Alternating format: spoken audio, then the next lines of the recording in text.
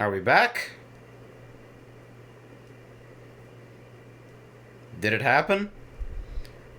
Was I disconnected for long enough that... Oh, are we gone? Oh, man.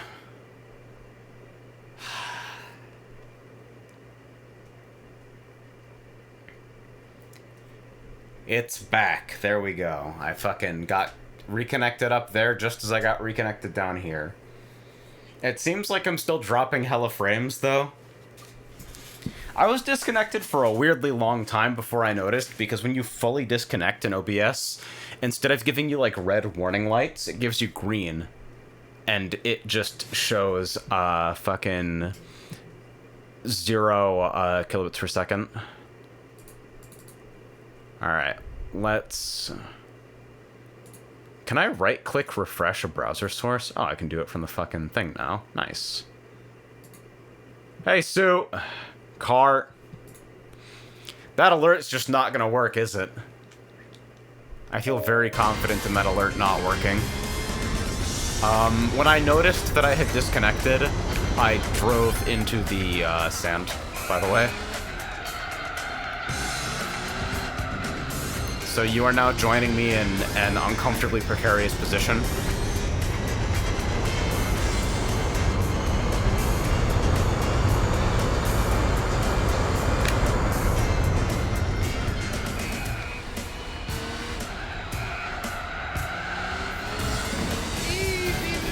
Wow, that delay was fantastic. Holy shit.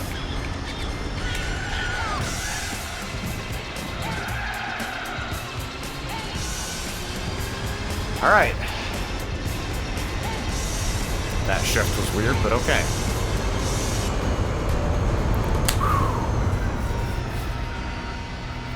I promise I did not fake an internet disconnection and use it to obtain an illicit advantage in the car game. Put this in shit posting earlier, but I feel like it... Not! Oh, I fucking moused over this, and before I was already clicking on it, but I already didn't want to. That video fucking sucks, Frog. That video is goddamn garbage.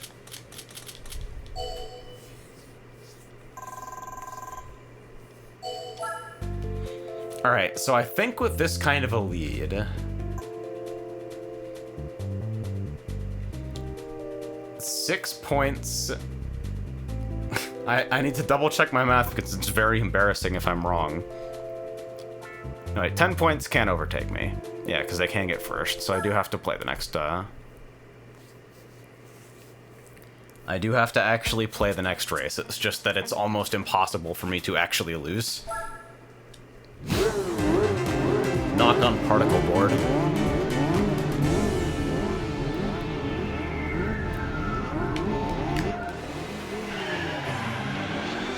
I feel like I just can't win with internet.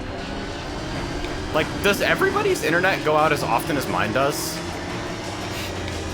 Only people in the US respond, please. I don't want to hear about how I should move, even if it's true. Because it's just not possible. I would appreciate the veil of ignorance. Thank you very much. Ooh, this is hot. Maybe you should have done practice laps, you fucking asshole.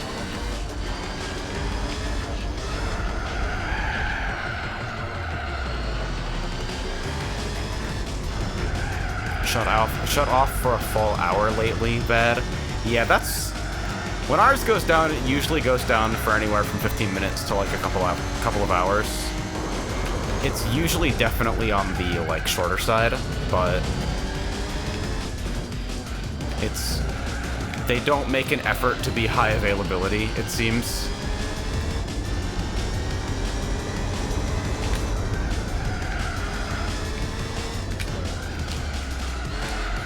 My only remotely reasonable experience with the provider has been Google Fiber. And that's really frustrating to me.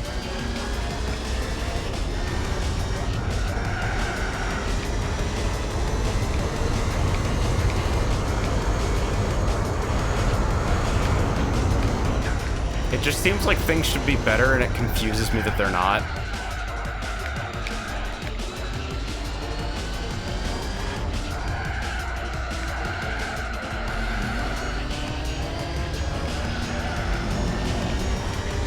Alright, how much time can I make up on this straightaway? I've been kind of a mess ever since I fucking hit the sand.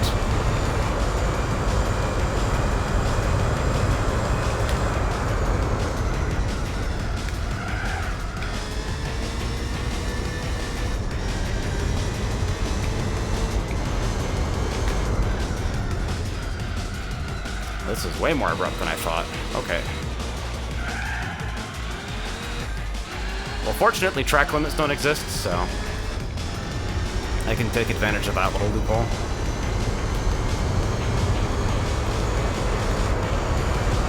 I feel like Rumblefish comes up a weird amount in my periphery.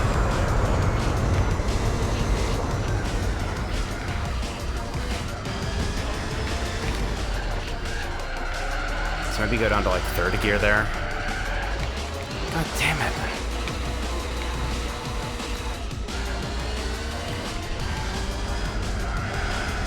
I think I still win the event even if I place second here.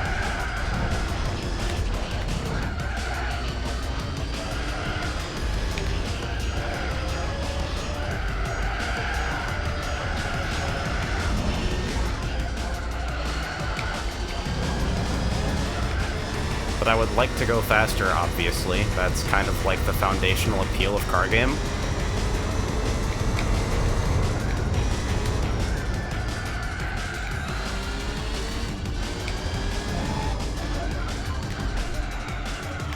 Is it time for the voodoo of the perspective switch?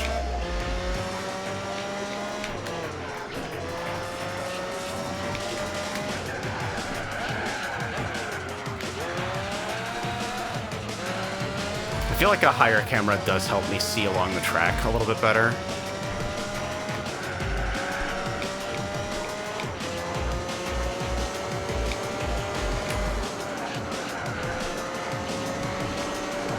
God damn it. Experiment failed. We'll get him next time.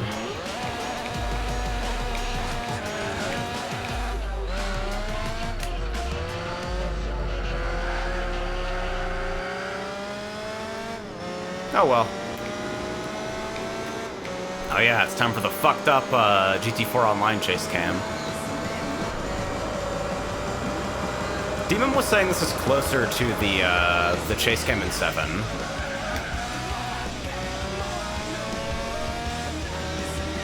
Just like super stiff, super high, like entirely visibility optimized. Dude, I don't know what causes me to just see this turning correctly.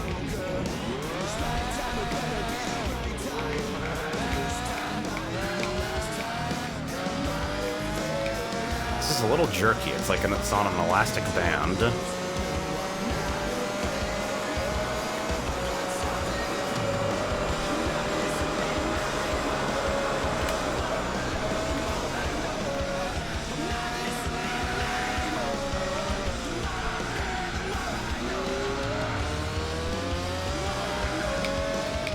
Because the actual GT4 chase camera is like the lower view from before, but like almost exactly this stiff, if not stiffer.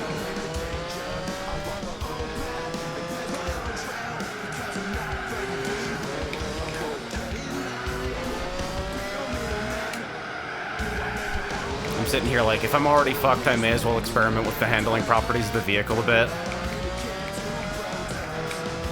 And the result is a lot of time in the sand.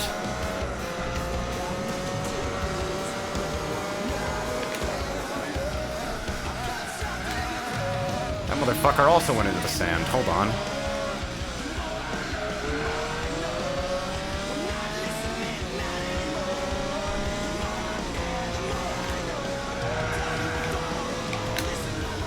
Bonk.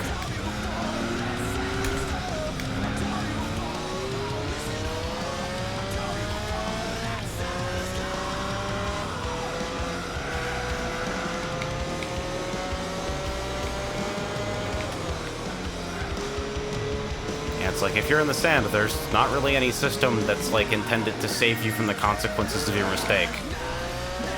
You can, in fact, just take one turn wrong and, like, be 20 minutes behind everyone.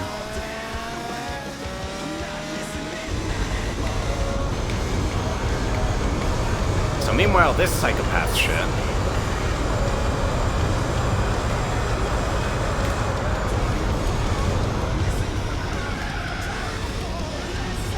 I appreciate bumper cam for, like, you know, you feel like you're very close to the action.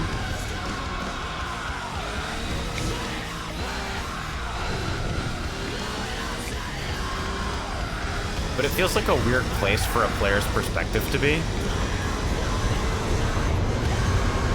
Like, in what situation would this be the visual information that I'm getting while driving my vehicle?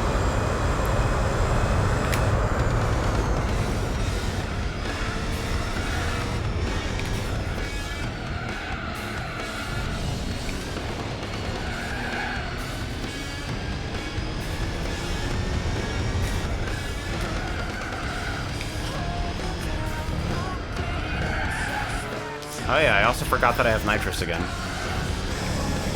There it is.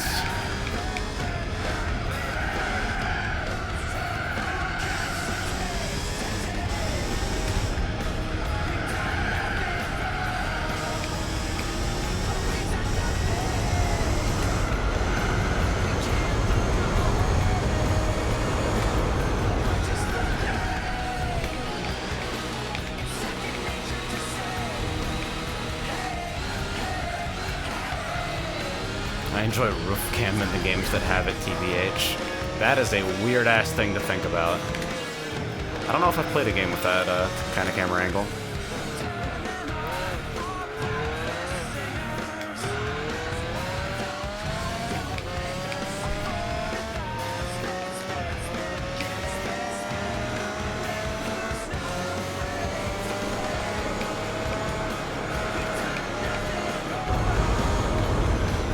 Oh yeah, I guess it also moves, like, it moves the sound origin as well.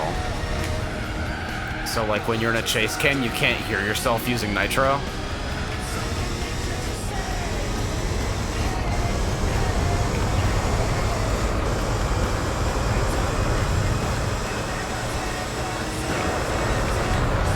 We're dead. We're dead. The efficacy with which I can kill myself in this game is shocking.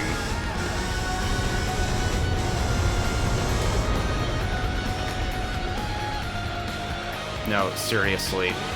There's something wrong. Why don't I understand this turn? It happens every time.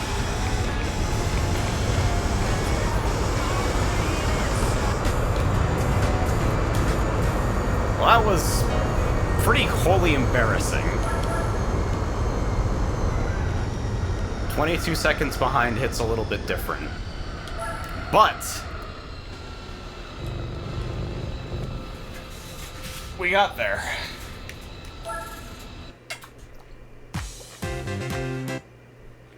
We have achieved the meme. Third place in race 5, but you won the overall championship. Video gamed.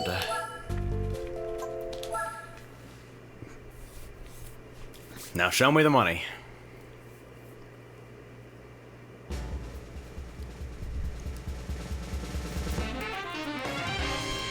$350Z Concept LM Race Car 02. Alright. Surprisingly American looking car for the Japan Championship.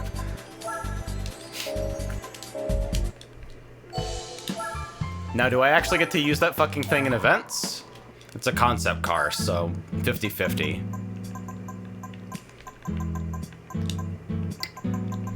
Acquired date. Let's sort that the other way, thank you.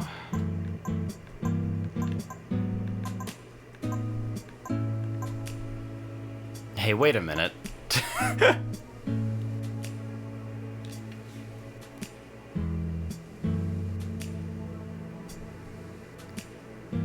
You know, I'm sure that's not important.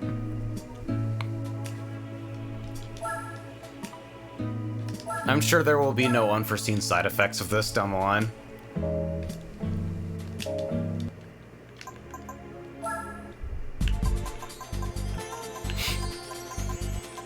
It does actually let me enter an event menu, which is shocking to me.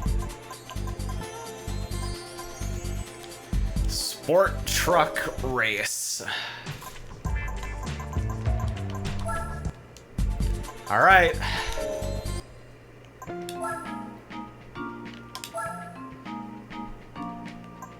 You know what to do.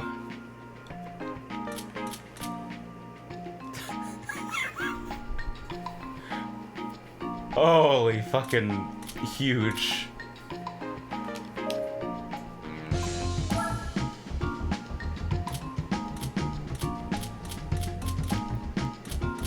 Now these are all good cars. Where's the piece of shit? I need to get a pickup truck out of the fucking used car shops.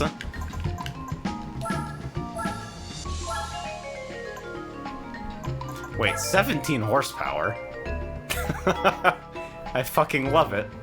I'll take 10. I'm gonna fill my garage with garbage.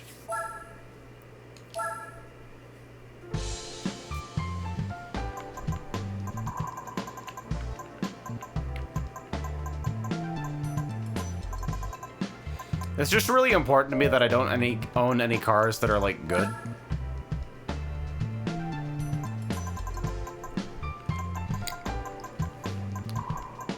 Alright, so... my question is that event gonna give me a list of cars explicitly that are,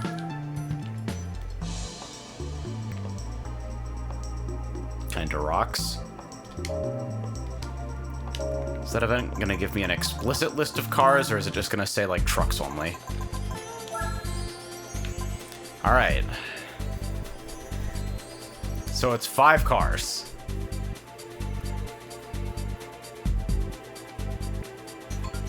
Well. Buy an Aussie anything, huh?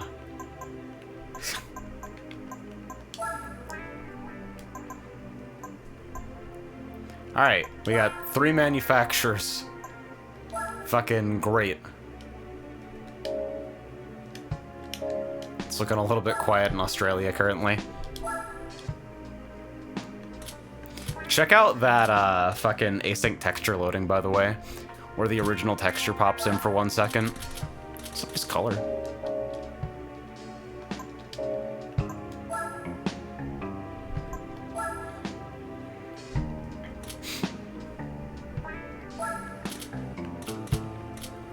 This color is not actually called Vibe. Jesus Christ. Love you.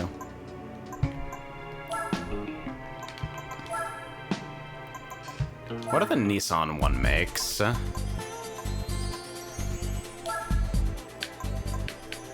Club Z. Alright.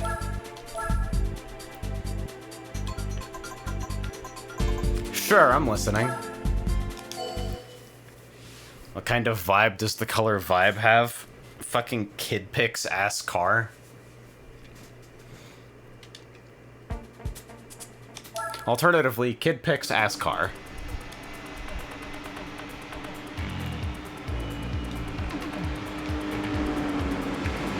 So I don't really feel like I should be driving this thing in this event, given what's like currently in front of me.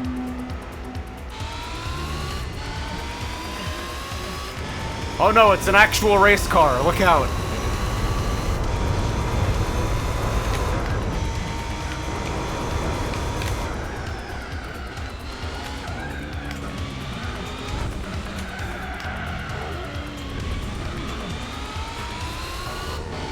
Man, look at how pretty this is, though. That's a billboard for Suicide Squad. A Burnout Revenge. I feel like the retexture has taken some creative liberties.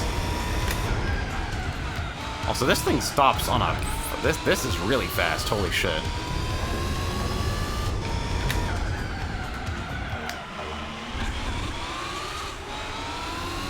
I wonder if there's anything I can do to improve this, or if it's just like... This is one of those where it's like you take it as is.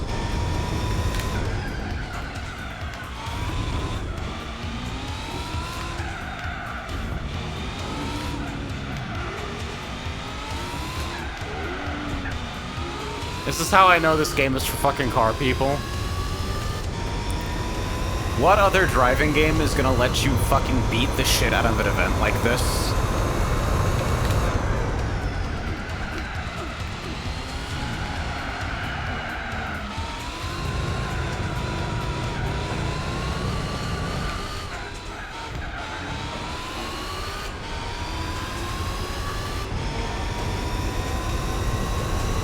Like, I just brought a fucking nuke to a knife fight. Alright, we gotta keep an eye out for more anachronistic banners.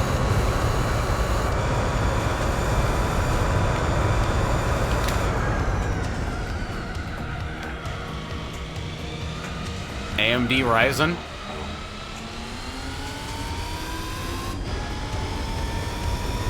There's the Netflix billboard. Oh, man.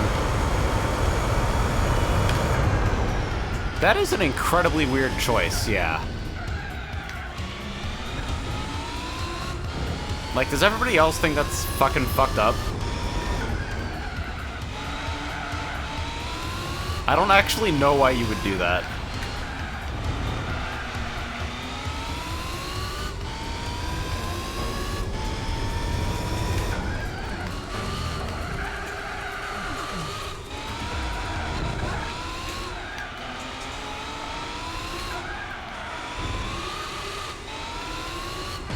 Honestly, the fact that you can just do this to so many events makes GT4 kind of like a solitary game.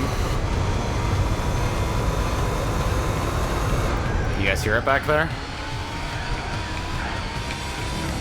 It's really stable, too. I guess this is with the assist's on.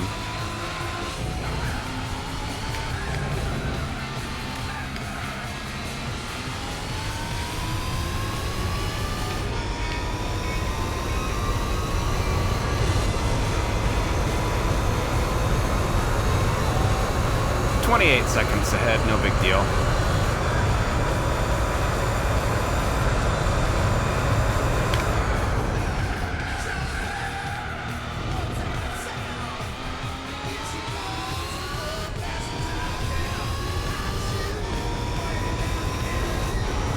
The number of different weird, like, manufacturer events means that it's like, for the most part, there's not really a single car that'll let you blitz the entire game.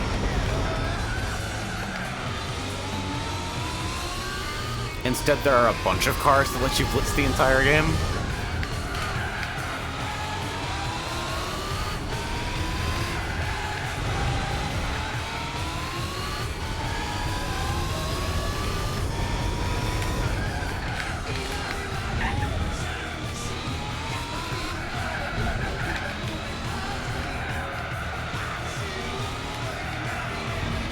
I think what I'm learning is that I'm really afraid to steer all the fucking way. Like, I've got a really light touch on the wheel currently, it's just inconsistent. Because I feel like if I try to use the full handling range of the car, I'm going to destroy it, or myself.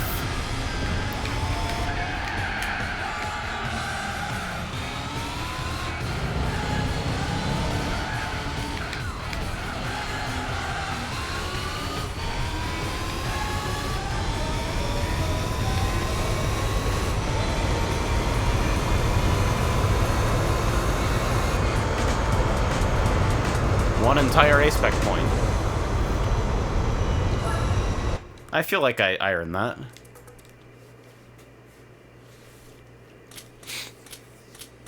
$7,500 credits for these, huh? Okay.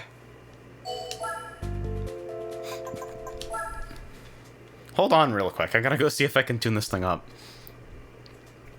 The cycle of, like, tune a car, immediately abandon it, go get another fucking rally car.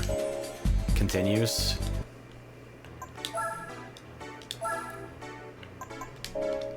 Probably this thing just comes pre-outfitted with just about everything, right?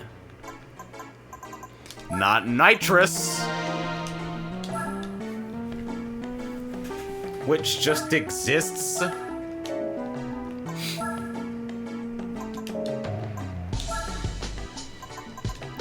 Oh, wow.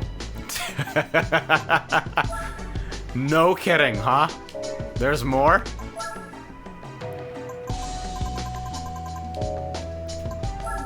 There's more.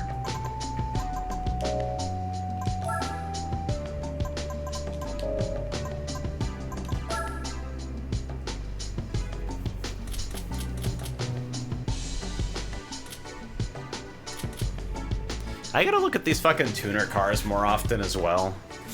I remember these things being kind of fucked up. Alright, well I'm 20k credits off that turbine kit. Can I flip something real quick? Carlton. I honestly kind of want to destroy the CN. Doing so gets me absolutely nothing. But, like, imagine.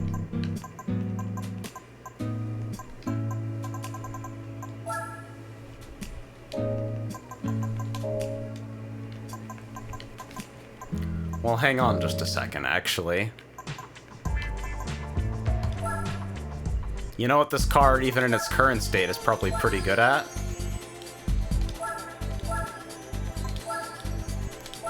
What is this fucking series of events doing in the game at all?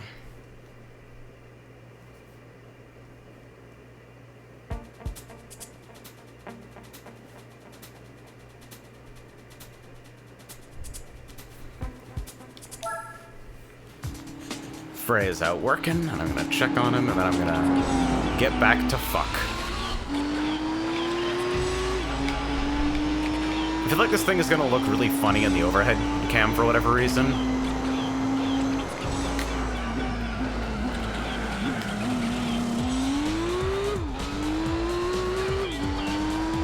It's just the braking distance. Whoa, okay. Yeah. You got it. That's a pretty cool noise if you just leave it in first gear to rot.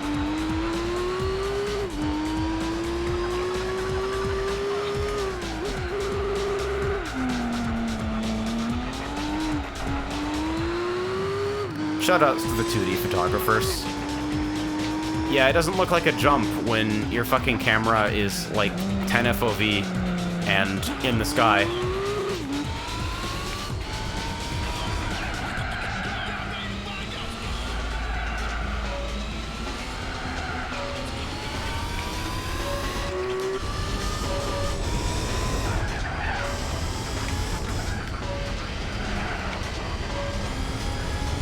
I actually can't believe this thing can get faster.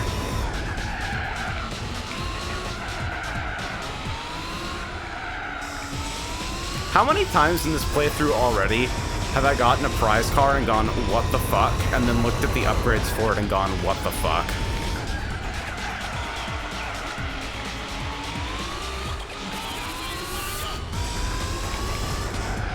Yes, Az, get back to fuck. You heard me right.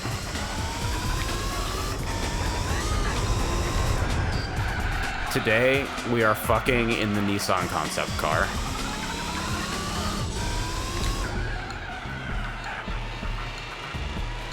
But no machine on planet Earth can take these turns gracefully.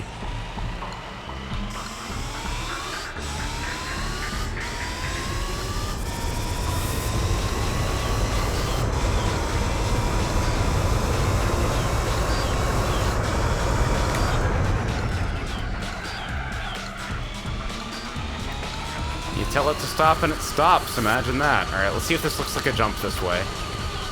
Not really, actually.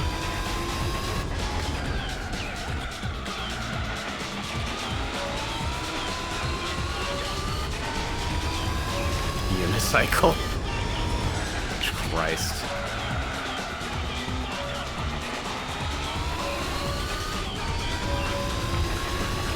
Unicycles kinda own.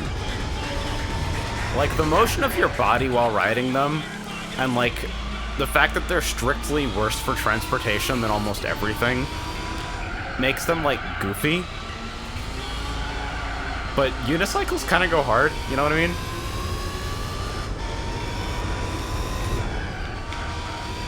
It's like I have a begrudging respect for anybody who can be fucked to learn to drive one of those.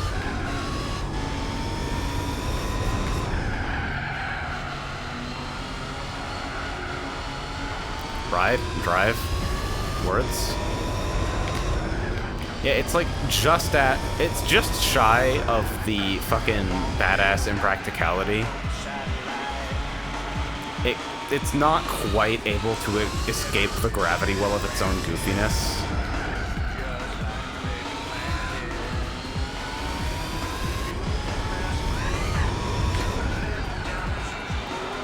Like, scythes are cool because they're humble. There's nothing, like, humble about a unicycle. It's just ostentatious and stupid.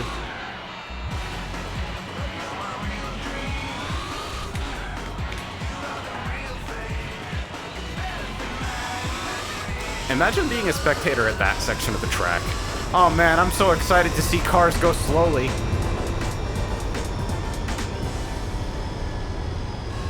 What an exciting idea.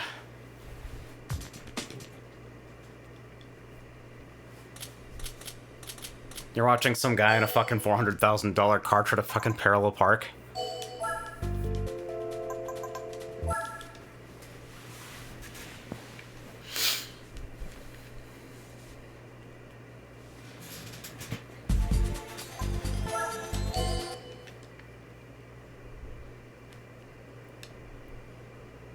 Here's my review of futons as a concept. Don't.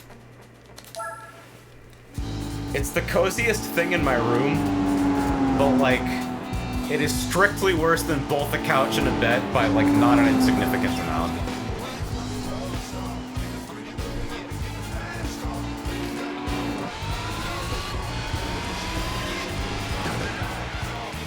Can you fucking pick it up there? It's not my fault I really nearly rammed you at the fucking start.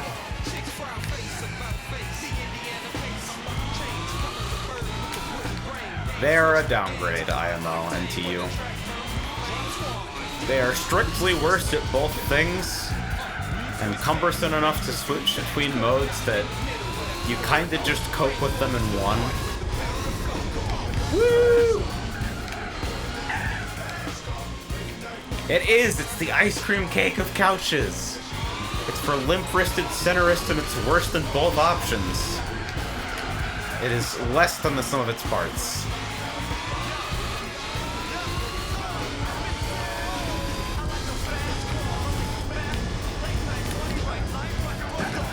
Get out of my fucking way!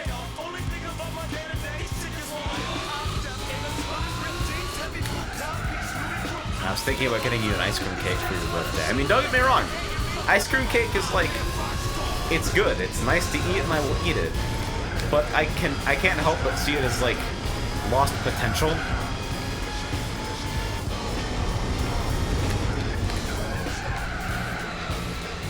Ice cream and cake separately are trivially capable of achieving a higher ceiling.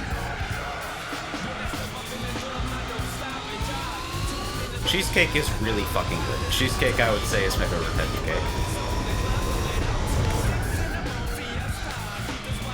So what is Black Forest cake? I feel like I've heard of that, but I don't, like, know of it.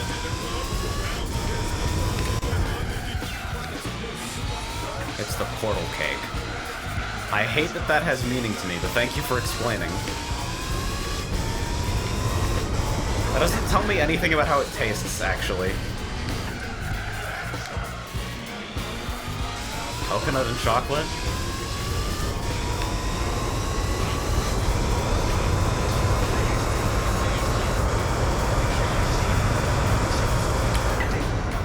I don't usually like coconut, and there's like one really distinct exception.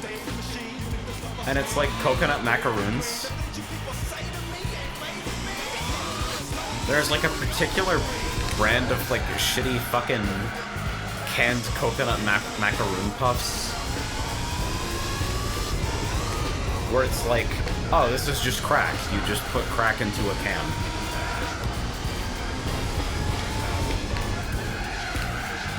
Chocolate sponge with layers of cherries and cream covered in cream and chocolate flakes. Yum. No coconut.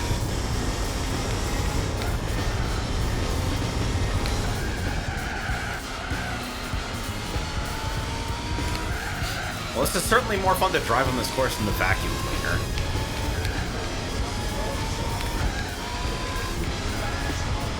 Streamer, have you ever had a moon pie? I think I have, and I remembered almost nothing about it.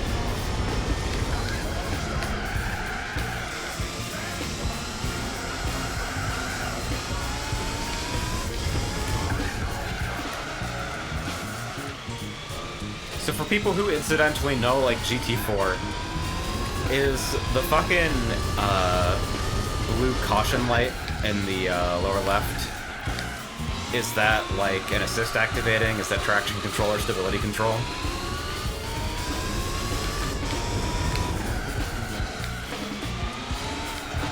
I'm coming almost to a complete stop every time. Just because I'm not used to how quickly this thing brakes.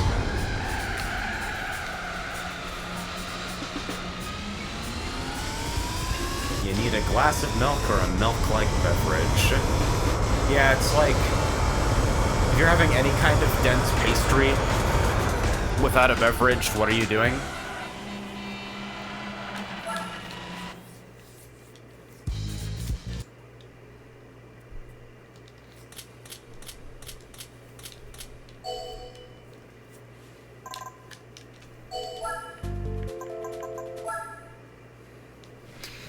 Maraschino cherries, not gross-ass glazed cherries.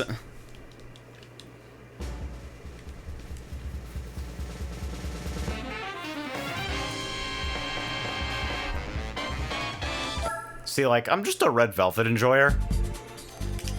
I'm, like, not that interesting of a person. I just like cream cheese frosting and, like, chocolate that doesn't look like chocolate. I don't know.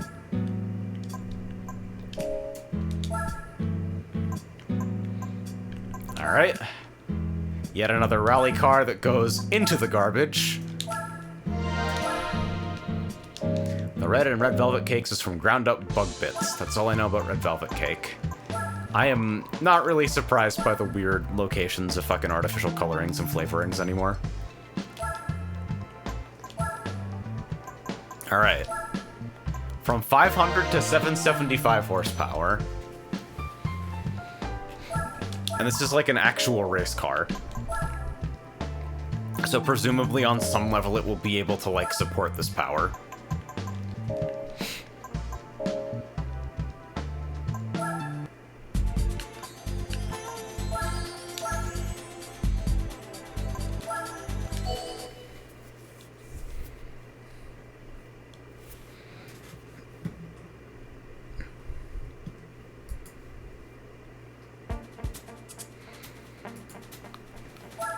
Dude.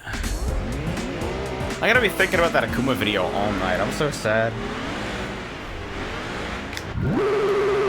Oh shit. Now it sounds pissed off.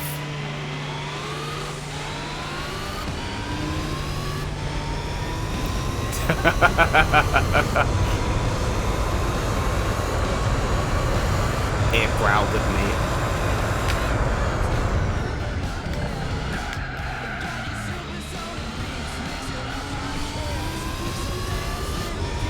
It feels like a crime to be driving this with the assists on. But, like, I don't need to be precise to go fast right now.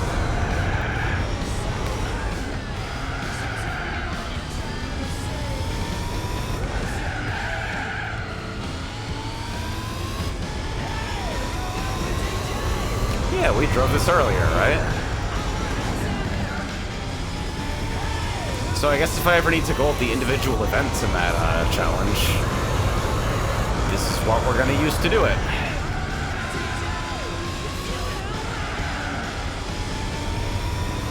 This is probably what we'll use for the IA license version of that event as well.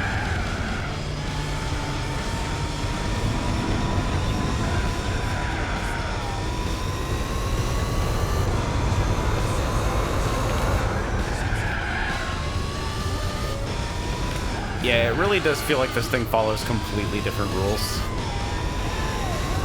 Race cars go crazy.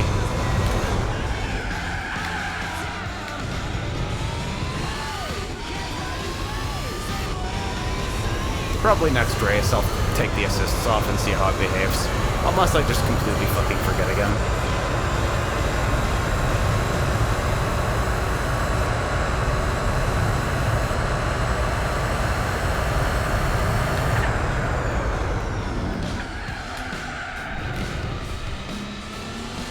Because it is pretty nice to be able to barrel down a fucking straightaway at 180 miles an hour, and then just, like, slam the stick and have the systems, like, save me from myself.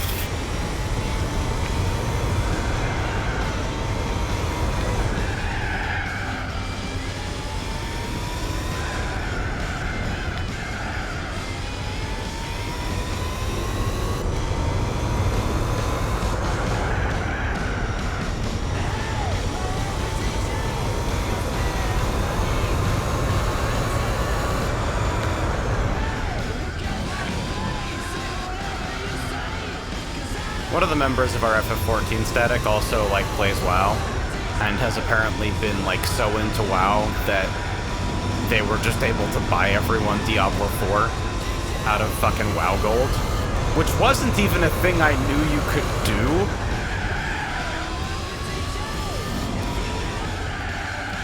Like, how does that interaction work exactly?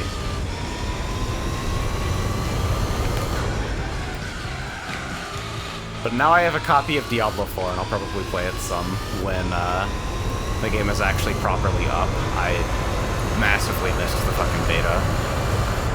Or the demo, or whatever the fuck. What is the difference in current year?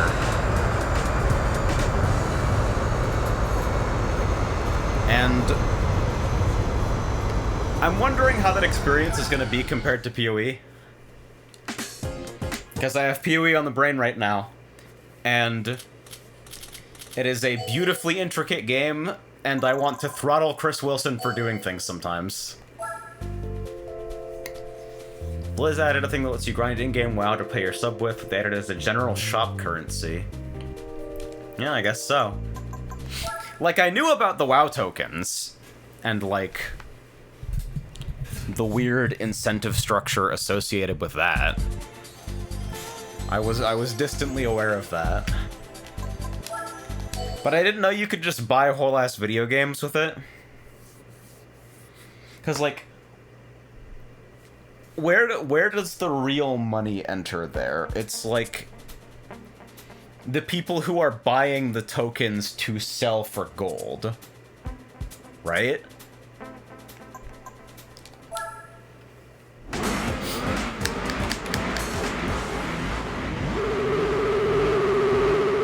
How are WoW players okay with that?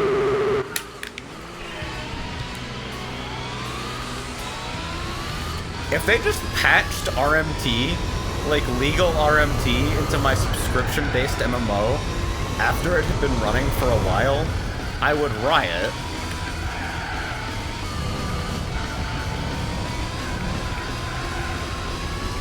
I also forgot to turn off the assists again, so, actually, you know what? I'll just do that.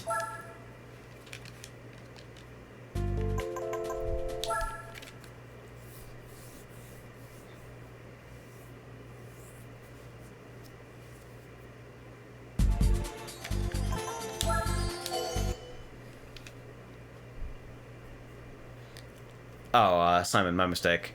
I have not had Umaibo giant cheese puff tube. I am not aware of this. The most exotic shit that I've had is those fucking ridiculously addictive Yuzu Matcha Kit Kats.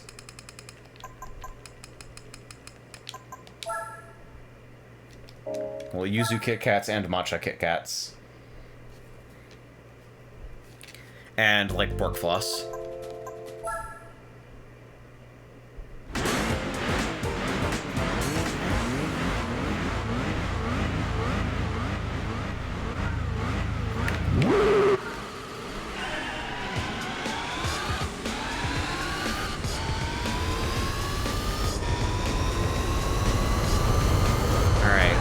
how this thing feels when I'm allowed to destroy it.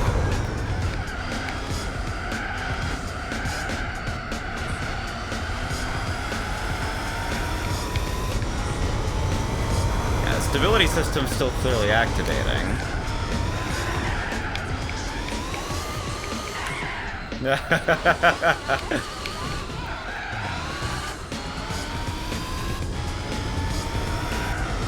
Like, the assists are doing what they're supposed to do. They are assisting me.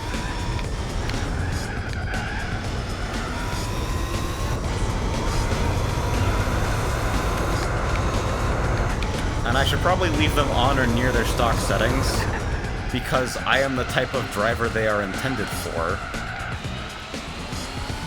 But I don't know how much they impede the learning process, you know?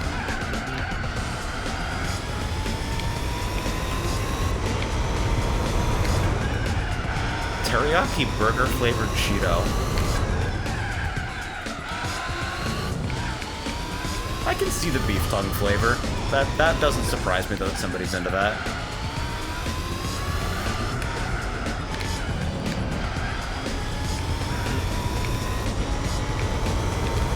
Ox tongue is fucking based. I would not know, but I believe you.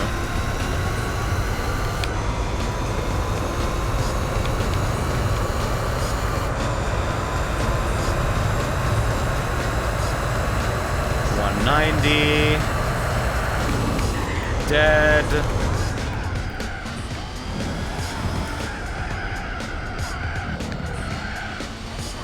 Yeah, I guess in order to keep me from sliding there, it's understeering like crazy.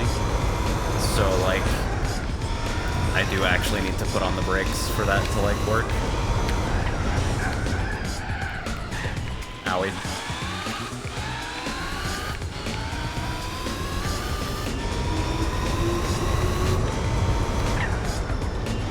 Boil it for 3 hours, peel the outside membrane off, slice into quarter-inch pieces and fry them, then drizzle with sesame oil and soy sauce. I feel like basically all non-bristle pieces of meat are good when you prepare them in that way.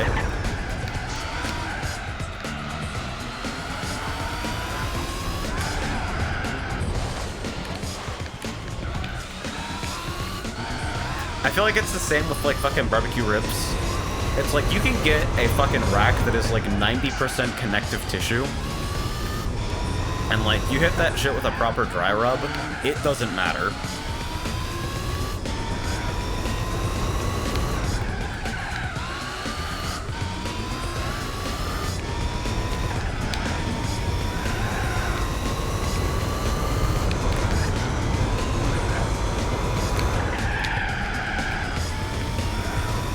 I don't know what causes me to disrespect verbs so much.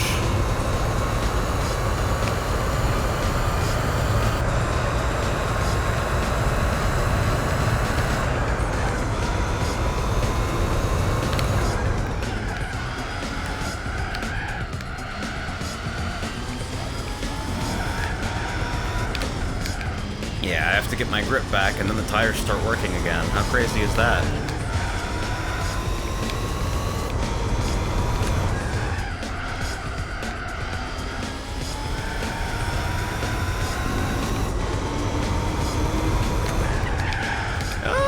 Shit.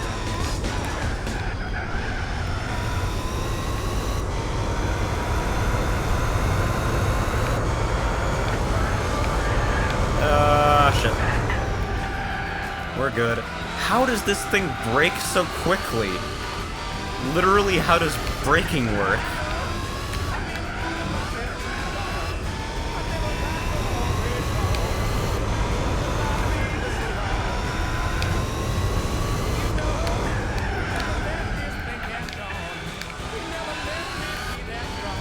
It doesn't feel fair that I'm literally a minute ahead of someone.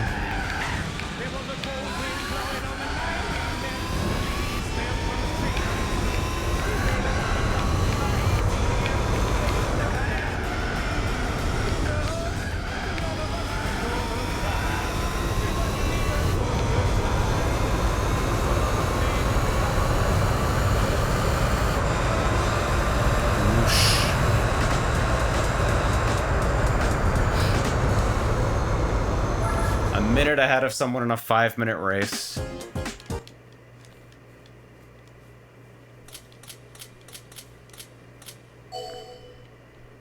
Ribs really are awesome, even though they suck, actually. Yeah, like, ribs are ridiculously inconvenient to eat.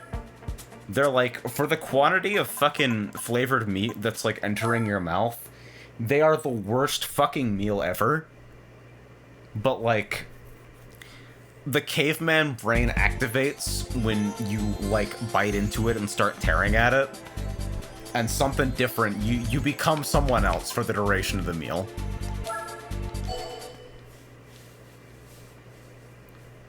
Either that, or the ribs are just kind of mid, and you're just, like, kind of upset that your entire face is now being finger painted with barbecue sauce.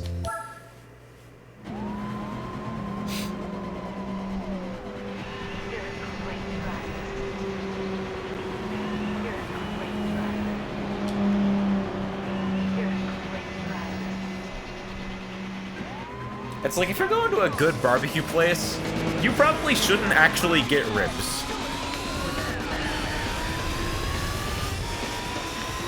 But, like, you will, and you will enjoy them.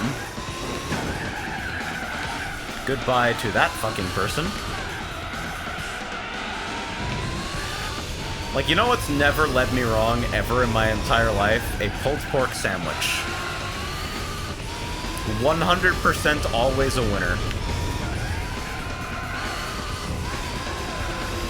100 accuracy has never missed.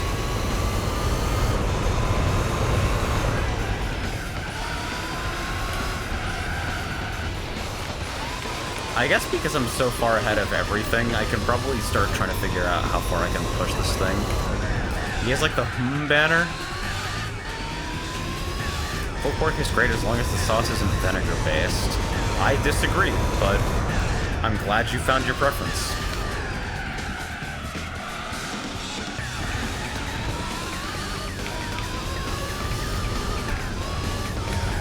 For me, apple cider vinegar is a food group. And I think it's important to be open about that.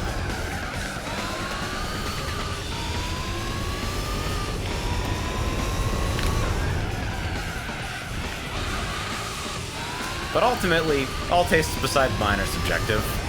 So, you know, do what you want.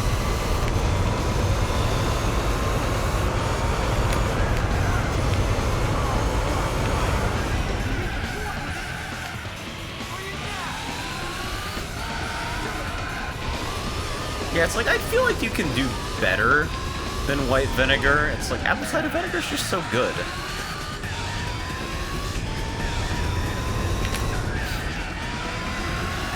I feel like it's the backbone of every sauce that I, like, really like. We did do, forgive me, what is the fucking name of that Thai peanut sauce? Is it Thai?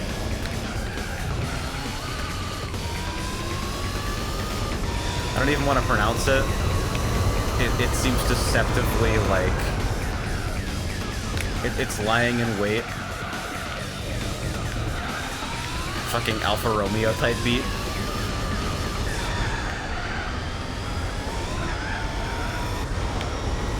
Satay. I did do that exact recipe, and it was great. And we still have some peanut butter and some sweet chili sauce in the fridge. And I will probably make some more soon. Satay? Satay? It's not IPA, so I can only guess.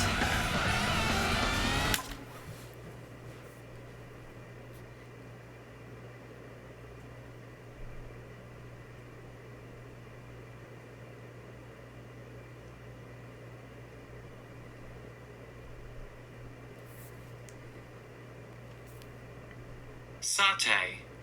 Satay. A Southeast Asian dish consisting of small pieces of meat, grilled on a skewer, and served with a spiced sauce that typically contains peanuts. Satay. Wait, what do you mean, what is the difference between satay and satay? Hold on.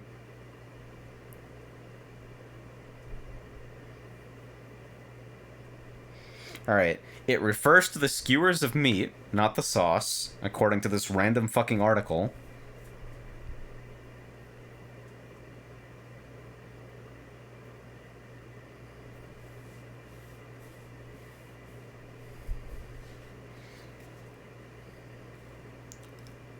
I don't know.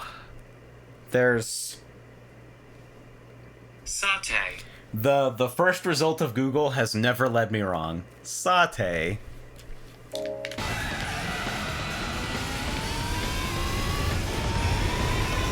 Can we talk about that channel that exists only to, like, sit in YouTube searches and give people wrong pronunciations of things? Everyone's gotten hit by that at least once, right? How was your Wangan sleep mode?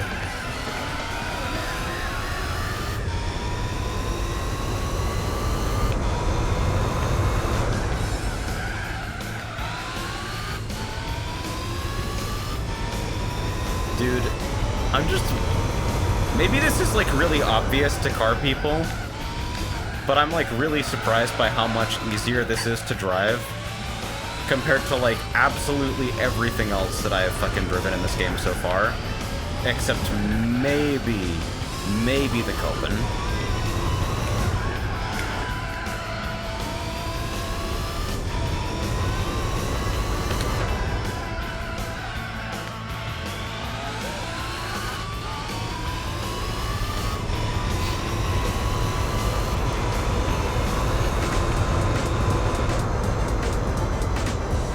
Story mode, to my DV ticket and a Lambo contract and named it Outrun.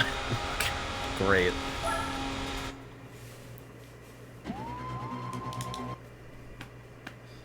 I don't know what actually gives you the two-man cell title in Wangan, but both me and Frey got it at the same time, and now both me and Frey are wearing it until we both get something better.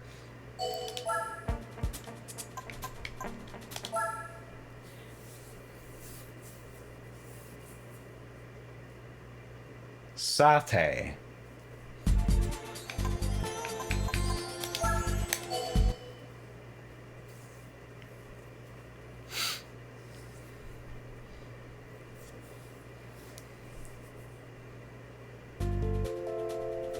I feel like I want to start really honing in on a couple games at the arcade. Like, normally our strategy is like to play a couple credits on basically everything every time we go. But I'm starting to get to the point where I actually want to knuckle down and play nothing but DDR and Wangan the entire time I'm there.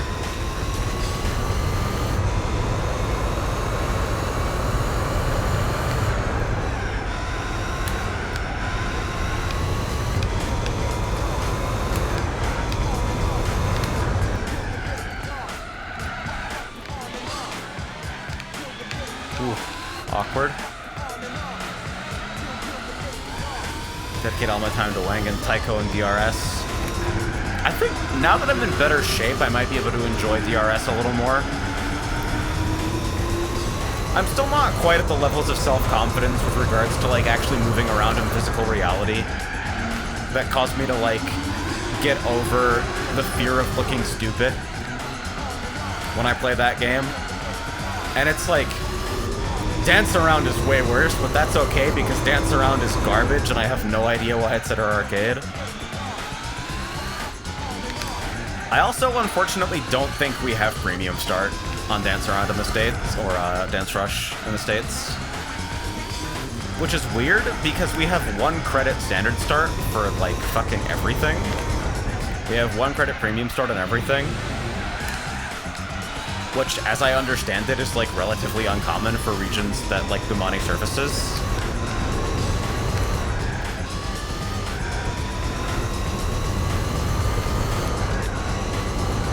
But that feature is just mysteriously missing from Dance Rush.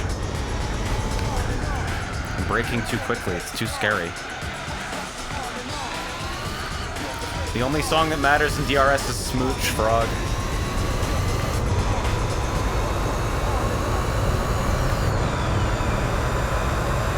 You know I'm right.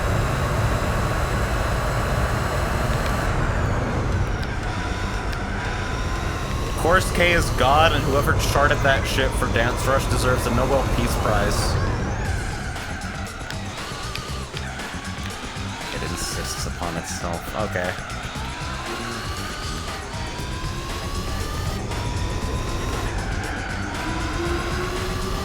There are lots of songs that matter. The Homarju Enjoyer has logged in.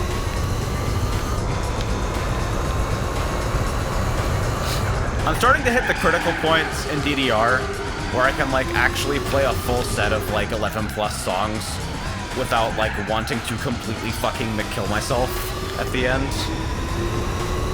Which means that my body's ability to, like, actually keep up with the song on, like, a stamina basis is finally coming into line with my ability to read and, like, my ability to execute on a moment-to-moment basis.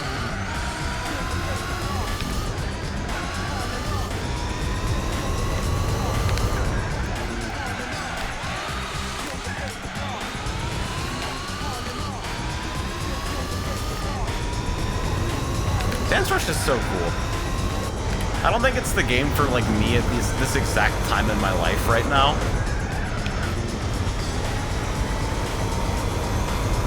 But, like, I deeply appreciate that it exists. And I wish it hadn't led Konami to, like, fund and create Dance Around, which now just takes up space on our floor with its gigantic fucking ostentatious monitors and self-contained lighting unit. And occasionally, Hatsune Mic and Ramo Hackery from fucking Madden 94. Just prancing around. Good night into you. Thanks for dropping in.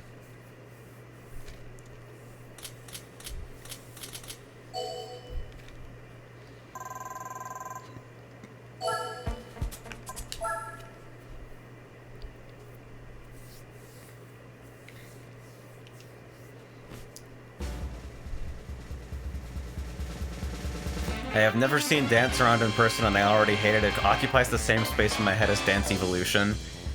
I will see if I can get Frey to record me T-posing on the mat and Dance Around and getting, like, minimum A rank.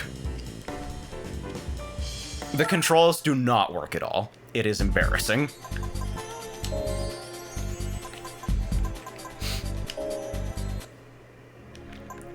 It is genuinely just extremely fucking bad.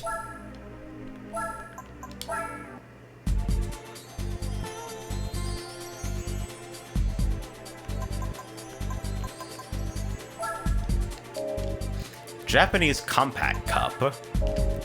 We have a car that can do that, right?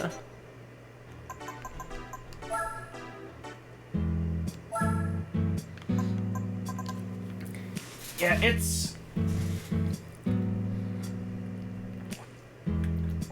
like, they saw the popularity of Just Dance and wanted to, like, seize upon that in an arcade setting by including songs such as, Wheels on the Bus. What's going on? I don't know. I will. Alright. Yeah, Frog, it's, you can look up the song list for Dance Around, and you'll receive some information that you didn't want.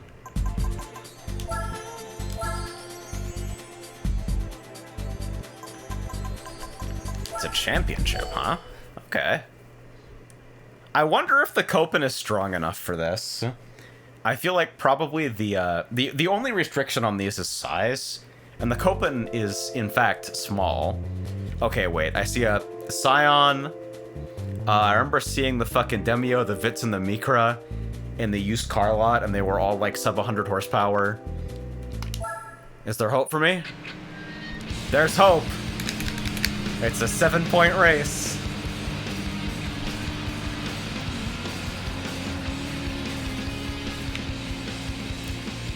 This fucking cute little thing.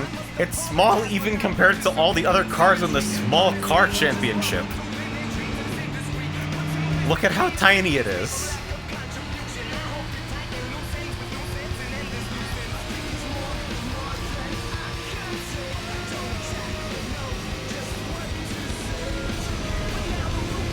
Alright, I'm gaining. Alright, and it stops pretty quickly too, probably because it's like 10 pounds. This car weighs less than I do.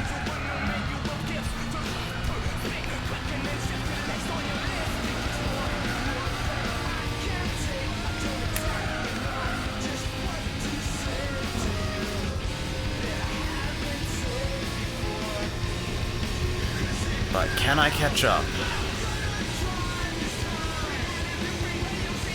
4-second gap?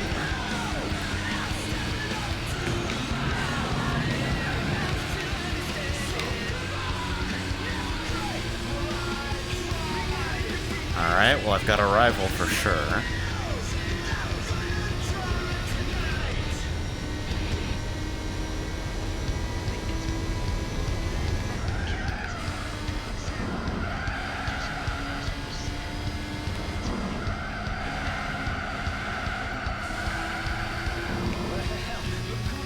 And it looks like I should be able to gain, yeah.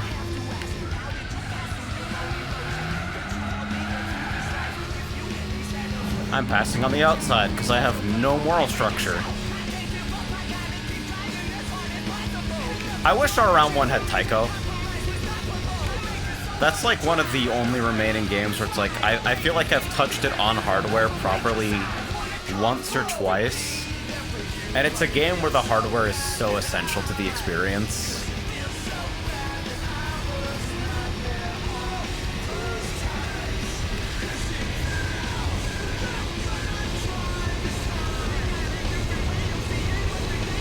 I'm gonna take a guess on braking distance here.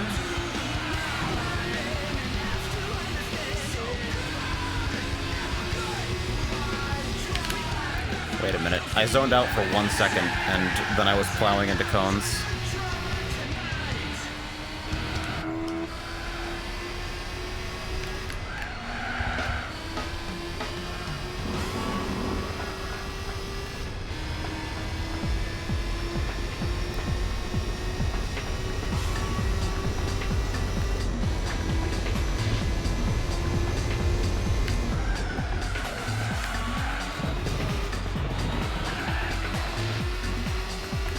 Tycho is very fun, but I'm mad at it because I tried to go from any 7-star to only 8-star and got my ass beat.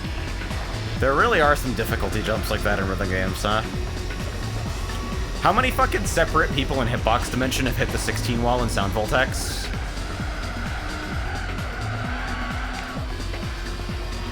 I'm starting to progress into 17s finally after what feels like ages. And the game is getting like really fun in places. But when my pattern knowledge can't keep up with the rest of me, like I encounter stuff that I just haven't seen before, there's like no hope for me. It's so crazy. I'm starting to get rocked by the fucking 1-2, 2-3, 1-2 type chord patterns, where you're expected to shift your right hand over and hit the like lower half of the buttons while your left hand is hitting the upper half, and just where one finger on each hand is hitting the same key in each chord.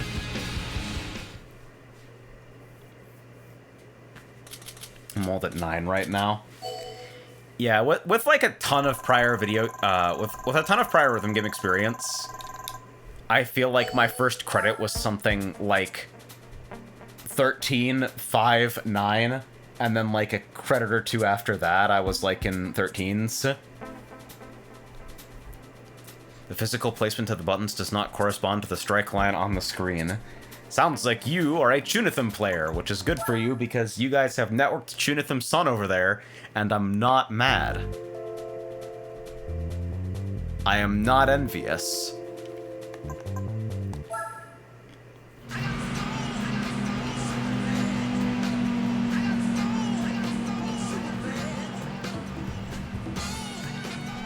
I lied, by the way. That was a lie.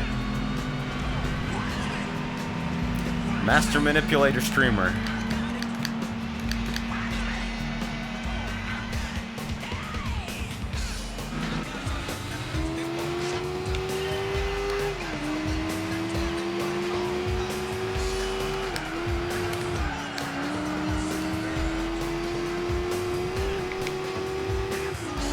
My relationship with Junitham is that I like the game, but the song selection is really bad in the offline version.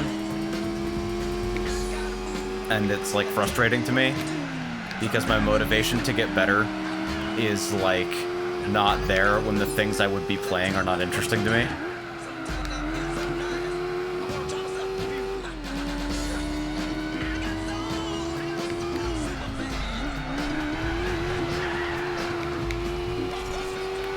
I've got to get back to fucking Archaea. I don't know why I keep falling off the bandwagon with that game. Loiero did, like, a gigantic fucking bruh moment recently by, like, attempting to introduce a subscription service to the game for features that have, like, existed in third-party tools for a long, long time.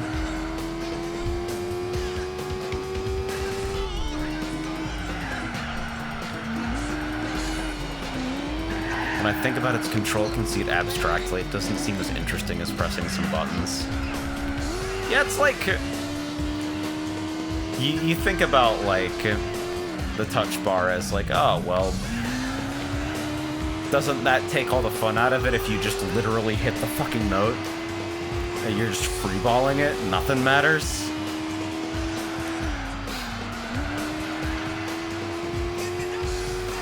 But there's some interesting stuff that they get to do with slides that, like, it leads to patterns that are set up in a different way than I think I've seen in any other game. And it's kind of interesting.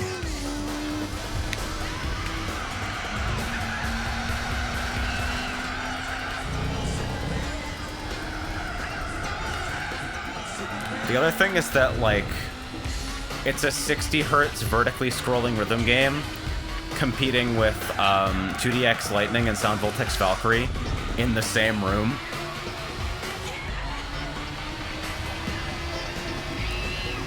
Which is also not a problem that, like, updated cabinets have.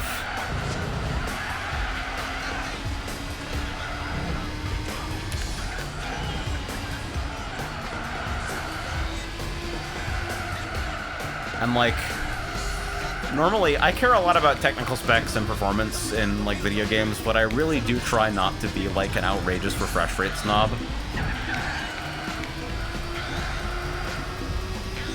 Fucking no slider for chromatic aberration, negative review.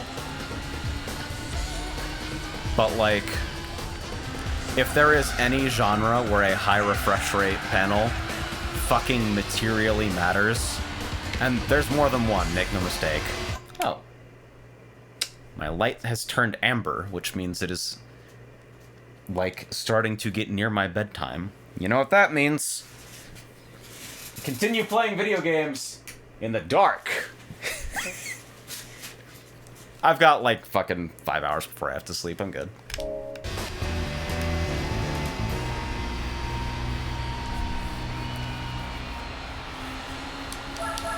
I'm definitely in the racing game stage right now.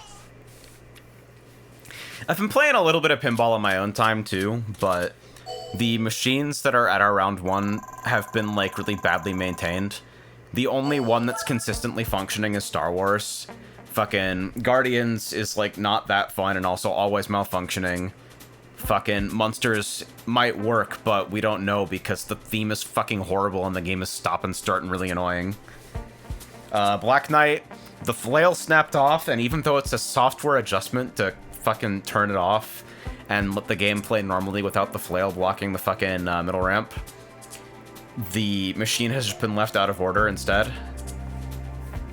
And Iron Maiden, which actually plays really, really fucking well, consistently has busted flippers.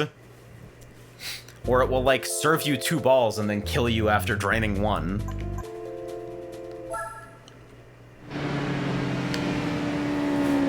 So I want to, like, we want to get back to Starfighter again, because that place is actually, like, wall-to-wall, well-maintained tables, but it's also a really far drive and it's really fucking loud.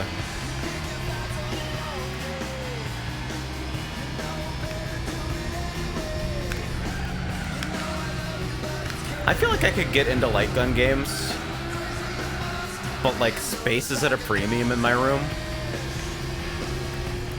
The next arcade hardware investment will probably be actual DDR hard pads. I have been talking about it for way too long at this point. If there is a single, like, discretionary purchase in my life that has been, like, a fixture of my life the longest, it is, I want an arcade-like Dance Dance Revolution experience at home. I know I will stick with the game. I have stuck with it for upwards of 15 years now. I am playing it every week at my local arcade. I just want the game to be a part of my life right now.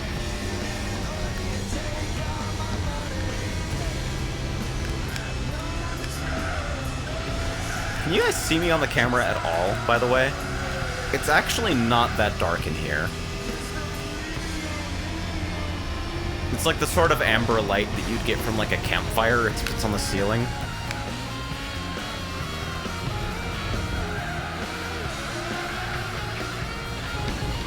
Hold on.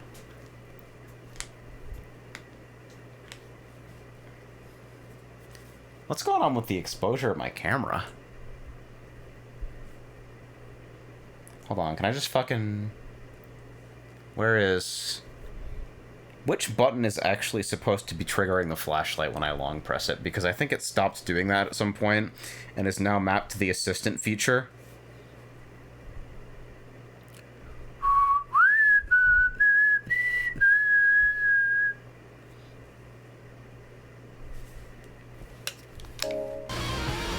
Anyway, I'm in the grass. Welcome back to Gran Turismo.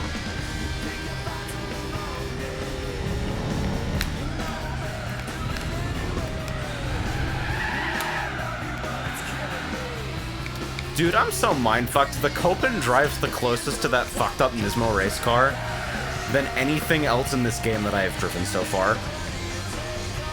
It is just so stable and, like, brakes so adeptly.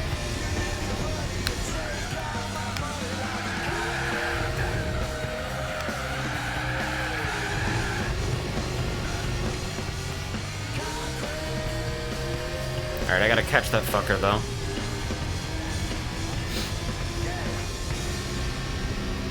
My night shift also turns on at the same time my fucking lights transition.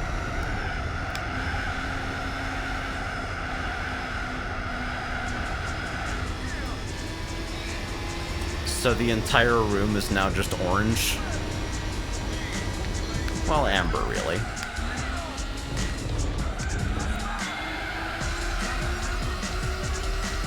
Yeah, I feel like I'm disrespecting Curb so often because I'm just like...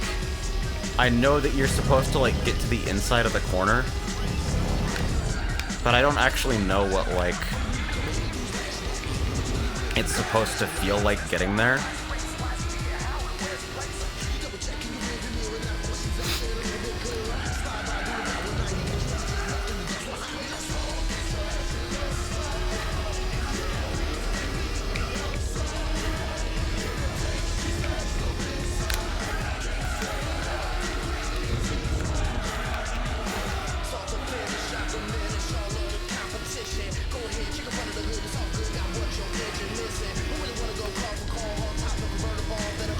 Is this doable?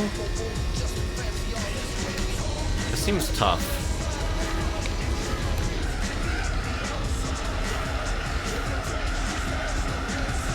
Oh wait, I have nitrous, right? I sure do. Oh, but it's the last lap. Whoops. Simple UI moment.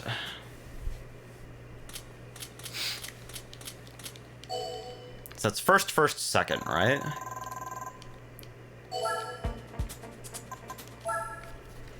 Yeah, so still leading.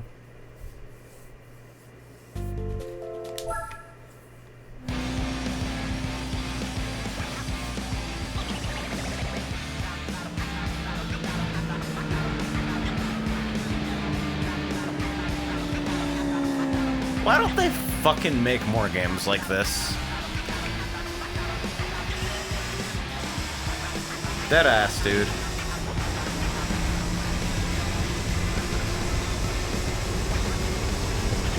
Well, people still play retail Ridge Racer 7? Dang. I assumed you were talking about some kind of pirate network thing.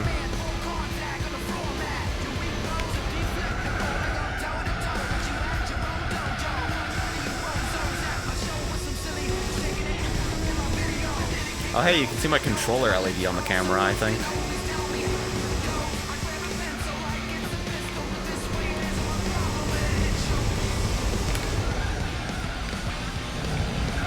That guy fucking stopped super suddenly and I got scared and also stopped super suddenly.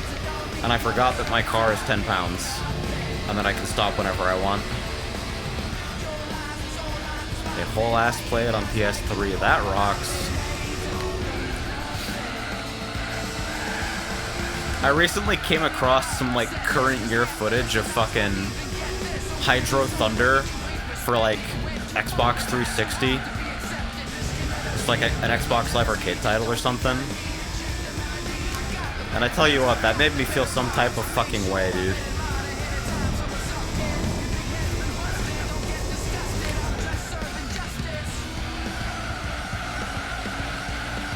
Is anybody else raised on fucking Hydro Thunder and Arctic Thunder?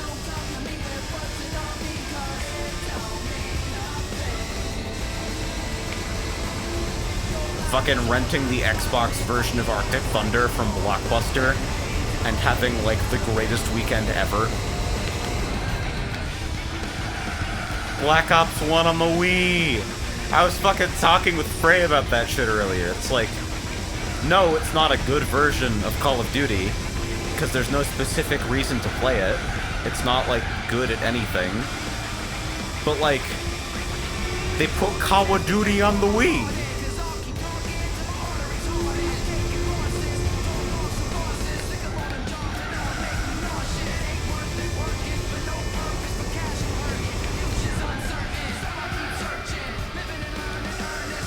My actual fucking childhood games.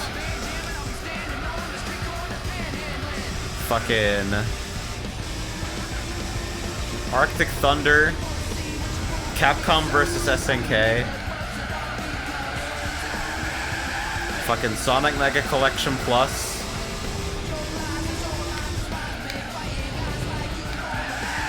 and a ridiculous amount of mediocre driving games.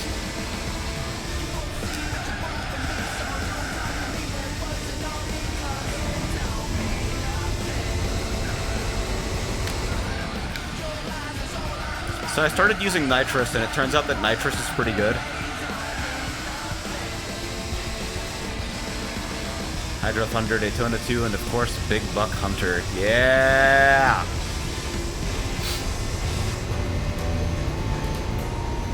What else is at my fucking shitty mall arcade? Marvel 2, but only one side worked, so it was always against AI.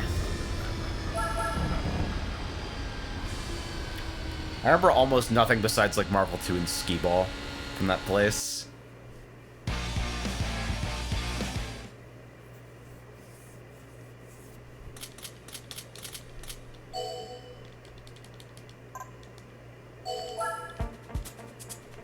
That's the other hardware expenditure. It's like, fucking DDR pad, and then a fucking mister, dude. If I do the KAC for 10 years, that means I can legally put, like, fucking retro preservation historian on my business card, right? I'm actually kinda cracked at Skee-Ball. I wanna watch fucking competition Skee-Ball.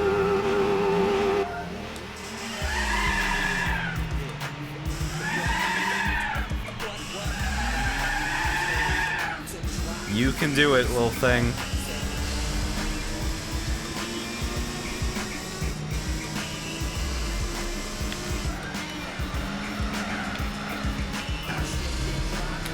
You get Retro Historian sleep, and you also get Invented one-on-one.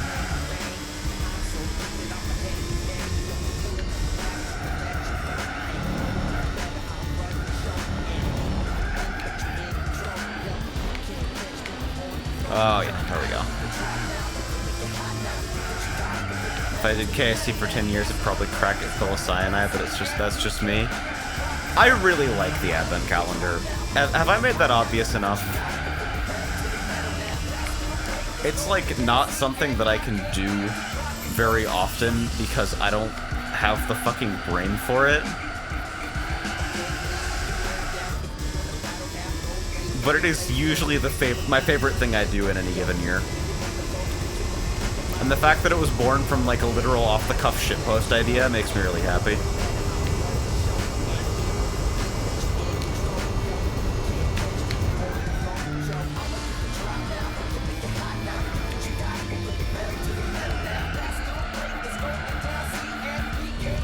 The JP Garden break blow scene, yeah! You are very welcome, Simon. And thank you for not forgetting about everybody else, because, like, the amount of work that goes into fucking prepping materials and history for every game is deranged.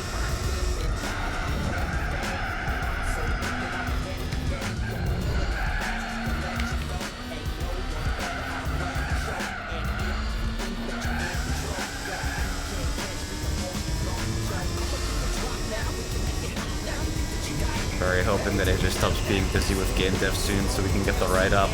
I think I just have to do it in parallel. Because I'll be busy for a while longer, I think.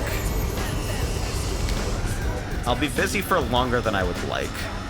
Without, like, fucking specifying dates. Because it's now, like, we're pretty open that Ring Racers is pretty soon gonna be at the point where, we're, like, winding down feature development.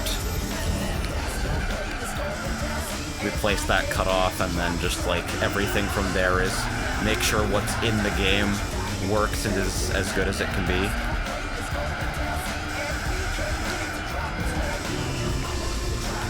And it's, like, it doesn't suit my kind of manic work style to be engaged in multiple projects at once, but I think it's something that I just have to get over.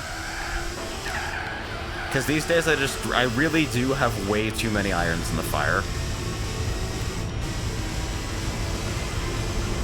How the fuck am I ever supposed to make it to this whole tank of nitro? There's something you can tune for that, right?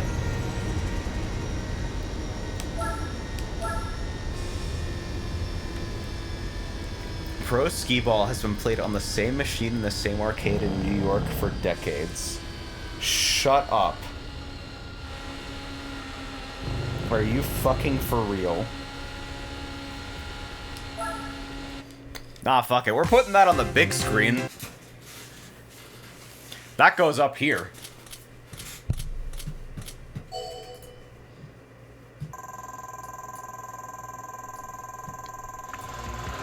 Ladies and gentlemen, welcome to Rollers. Brooklyn, New York. It's the 2019 Skee-Ball National Championship. The Rollers Tournament, a tradition like many others. The cream jacket I like is this going to guy. be slipped on.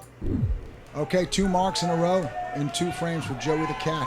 And here's the kid. The kid is rolling first for the first time in the tournament. So that's a little bit of a different look. It's certainly a completely different Wow, that's methodology fucked that up. you have to go to. It can just because go in and then you not know go that in. There we Joey, go. No matter what, Nice. is inevitably going to have the final say in this match. Yeah. So you have to take that into account. It's early right now to really think about that, but you got to have that in the back of your mind. Oh, Yeah, it's like, he's gonna have yeah, to because say- they're but you know pitched what else? outward, or Joey, maybe that's just like the with all distortion of the amazing talent, lens. He is not a go-to hundo roller, right? He is famously an up-the-middle roller. He was one of the best. He is not big. Actually, I'll just go ahead and say the best in the world. Oh, we're just cashing I out? think Okay. He's got enough cream jackets to prove that. Another 42, Chris, from the Skee-Ball Kid. Okay, These he's locked animations? and loaded. Not the instant replay. Okay, 42 Big chip. chip for the kid, 42 chip for the cat. Joey can match it. Whatever you got. Joey the Cat Joey's leads just by matching 9 points as we start the Wait. 4th frame of this 2019 What the fuck is going on with the Skee-Ball numbers Open at the bottom of the Championship match. screen? It's the Rollers. The winner of this match walks away with $8,000. The roller up wins a not too shabby $2,000. It's crazy that, like, something this straightforward Ooh. is not like a 100% Going reproducible again, shot, going- you know? Oh. Oh, shit. What the All right, fuck? the kid. Oh, my God! Going deep ski fishing. Oh, Oh, baby. six, Putting on a Ski show. fishing. Putting on a These show. people are in way too wow. deep. 63 fish for the kid. Joey knows that this kid has no fear. No fear. And this He is what, will- you What sign do the up for. He will fucking boat symbols to uncharted mean? waters. Wait. He will go down into the depths of the deep blue ski. The skee ball kid now starts the 5th frame with a hundo and the lead for the first The time in ski this ball match. kid. Joey the Cat has been there and won that. Joey the Cat is not afraid at all right now. He's going to stick with the 50s. That The has crowd, made him dude. the legendary champion. The that he crowd, is. I'm here for And he it. knows that even the skee ball kid can falter Just cash out. when I it respect comes it. to rolling hundos. Pushing the 40s, man. Hybriding.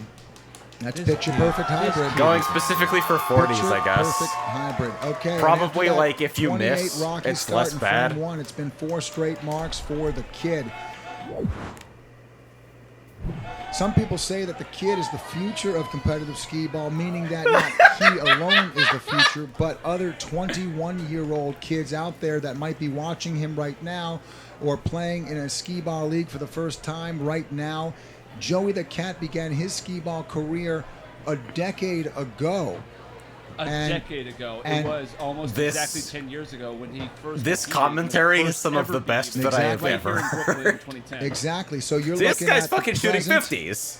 royalty Now I don't know what's of going competitive on. skee ball and Joey the Cat, Three-time and winner. and the future. There's of not competitive even like a skee ball, singular dominant we'll strategy? see. There's a whole People group just do of stuff? 21-year-olds right now. Oh, What? Hundo out. Big As Joey the Cat probably heard me talking about the future, saying, "Hang on." But no, Joey's a part of this as well in the future. Because what's great about competitive skee ball, you can roll and play competitively How long in is this this? game, 11 minutes. no matter the age. All right, strap in.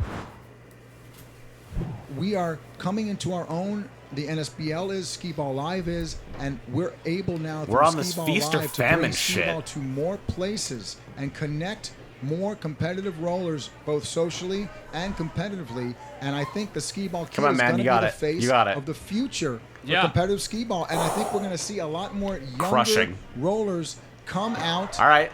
as this game There's hope. now has most There's definitely hope. turned itself into a bona fide sport. Oh no, I mean, he's that's so throwing. true. March! Because No! when it started like 10 or even all 15 years ago now, really, Oof. like back in the It happens. Ace Bar days.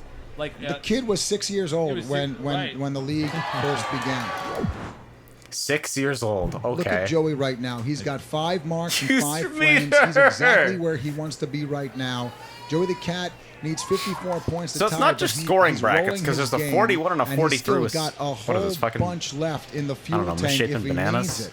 There's a 42 with He's cherries. rolling second, so It's a he 42 with dictates bananas, this so- match. But the skee I ball don't kid know. is doing an exceptional job right now, maintaining a steady lead as we start heading now into the second half Potato of the chips, championship maybe. match. At some point, Joey will make a move to strike when he needs to, if he needs to. And there it was. He might think about a hundo because of the gutter. He might try to make those points up, especially now at that 10. Now he's gonna. Okay, big shot in this match. No discipline Oh, is he immune makes to the it. FGC Wow, nod. Big chip, 41. Yeah, chips, I guess. We are Discipline. now in the 8th frame, and the skee ball kid has a 19-point advantage. So many people say when they watch the skee ball kid roll, that's the craziest stance I've ever seen. How is it possible he could be so consistent under pressure with so many moving parts? Big chip for the kid. He's got a 16. Of He's got course a there's stance 17 analysis. Why with a fucking ball wouldn't left. there be? This is the crack I was talking about. The Well, skee you ball called kid, it. the skee ball kid rolls a huge Hundo out. 27 right there. Hundo out. But this is where Joey makes his move. This is Joey insane. has been so good at capitalizing at the mistakes Yeah. his you're right. opposition makes. You're 100% right. This is it. This What is the are you moment. doing? This could be where the tide turns. Let's see what happens here. Joey needs a 41 to tie. He's A loading up. 42 He's would got the take reserve outright ammo. lead heading into the final Going decisive 50. Don't 10th make me frame. reposition. Don't make me lose the groove. High five right now. That's going to do it. 350s. Loading him up 3 at a time.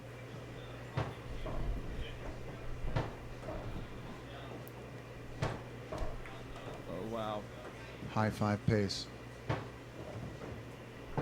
High five pace, is that Could another it fucking be? category of thing? Crushed it! Yep. Crushed it! Big! Big high five! Okay, The biggest so we're just And making Joey shit the up. Cat Got is it. in the lead! Career.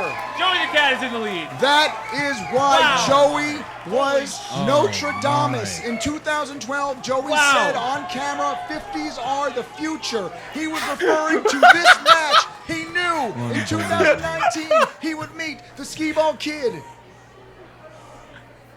This, 4-point lead this for Joey rocks. the Cat as the kid starts his 10th frame. 10th frame. And he here. misses his first 3, and that third was He needs to dreadful. take a breath. Take a breath. The Skee-Ball Kid Step just back. saw what a high five is all about. They're on in Skee-Ball's on the biggest joke. stage. They're part There's of the one for joke. kid. Refocused. That's 2. 2. Okay. And Oh, 3. three. Yeah, he fucking Wow. resets every time. How does that work? Oh, there's the Okay. fourth. And he's 440. thinking Is there about going chin to up be the middle. And there he goes. Smart 47. move. Smart move. by Bold Kid. 30. Bold 30. The rare bold The 30. bold 30 in the final ball of the Skee-Ball Kids championship performance. You don't see those Okay, very often. ladies and Needs gentlemen, 43 to tie. let's just All give right. Joey the Cat 43 points. Wait, the hold peace on. How and much quiet is? he needs. He just rolled a high five, 43 ties, a white buffalo, the highest man. cherry in the tree of 44, would win him his 4th cream jacket. They're giving out jackets, man. I want a fucking skee-ball jacket. Are you shitting me? He's on white buffalo pace.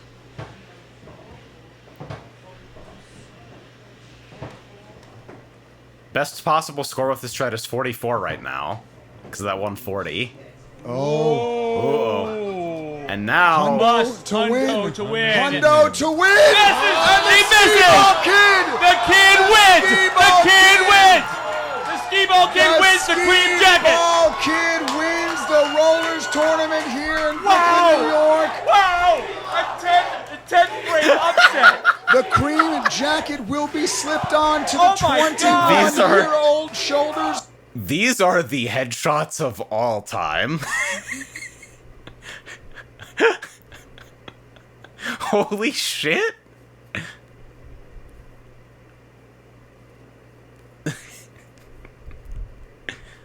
Let's really think about that. Okay. I'm keeping these. Yep. You got it. This fucking rocks.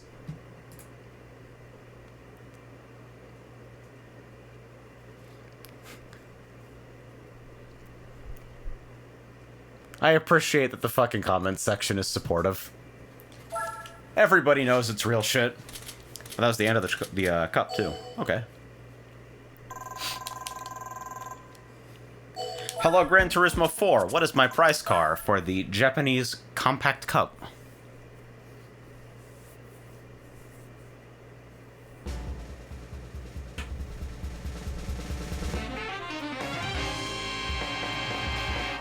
Holy Jesus. What is that?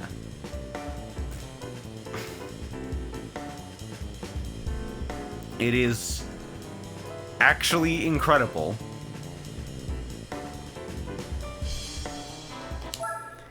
It is just a fucking box. That is the box we all deserve.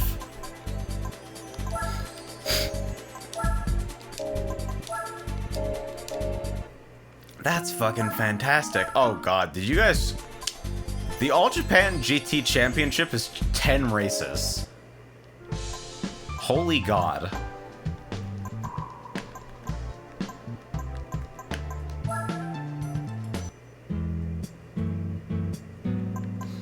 So I need to keep an eye out. At day 1000, I need to be filthy fucking rich. Because cars show up at day 1000 that you can't get anywhere but used.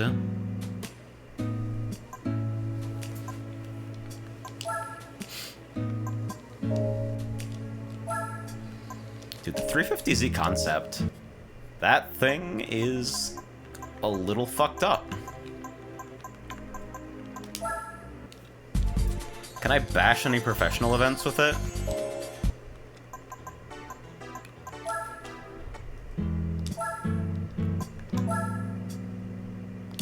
Name a game with cozier menus.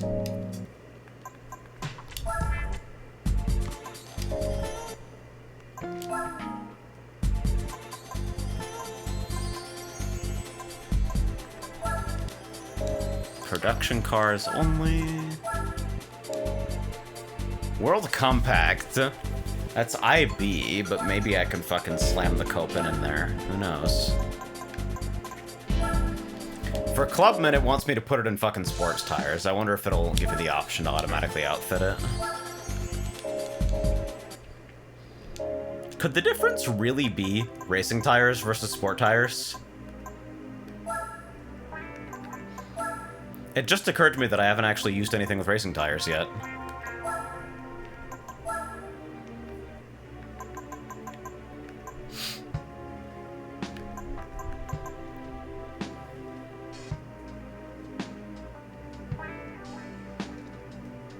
The one-shot time trial. These tires will wear out after just a few laps, so you need to consider the time lost from pit stops as part of your strategy when fitting these tires. Sure. Medium.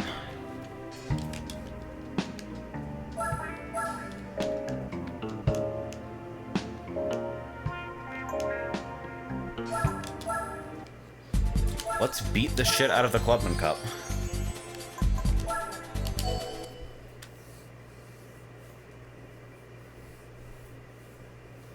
Let's just absolutely brutalize it. I believe I hit 10% completion today.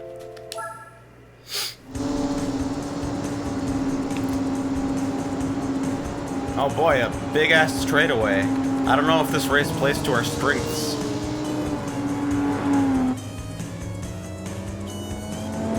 Got some kind of practical test today. My whole class forgot about it until yesterday. Well, how fucked are ya?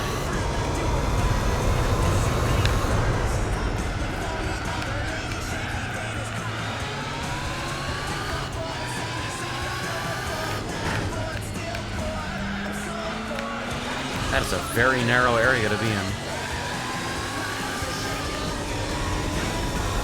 Goodbye.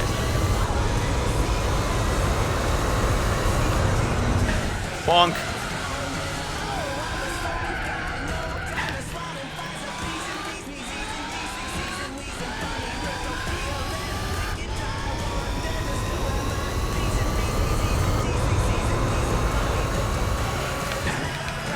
Into the wall with you.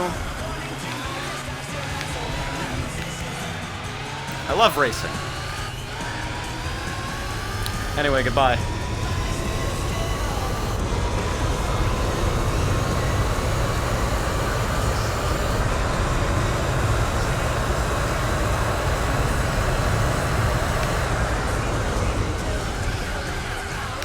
Okay, even this thing has limits. Yeah, it's...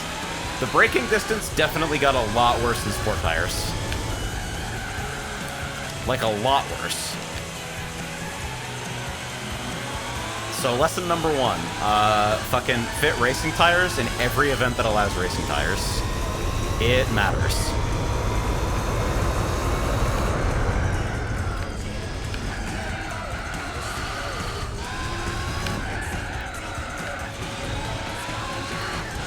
It's actually night and day. Even general cornering.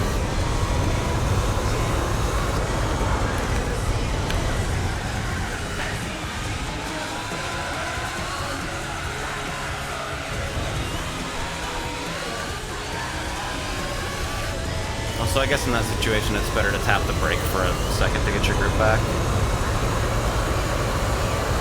Why are tires so fucking complicated, dude?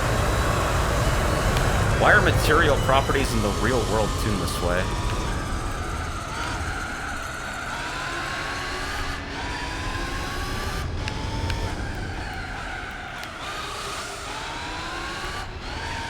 So I think the defining fucking feature of this game's campaign is that it's intended more to, like, get you to mess around with cars than provide any sort of, like, practical difficulty curve. There's a reason they isolate it to just the license tests. Sport tires don't have anywhere near the grip of racing tires, but you don't need to switch tires if it rains. Is that the idea? That makes sense. So racing tires just completely fucking lose it in wet conditions.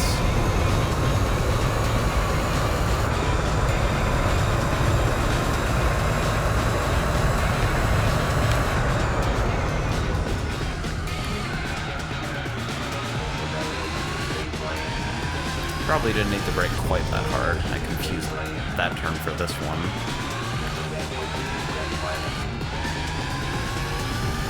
Don't punch the patient and do your 3 Hail Marys. Yeah!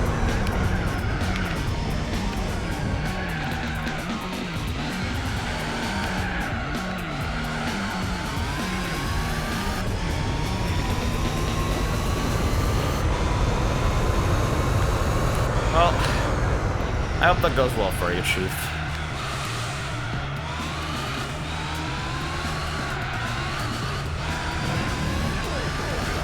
Yeah, the only thing more complicated than tires is water.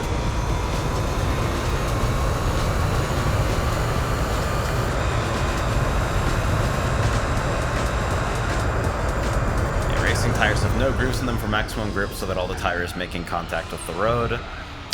And by some mechanism involving water that causes them to be completely useless instead of partially useless.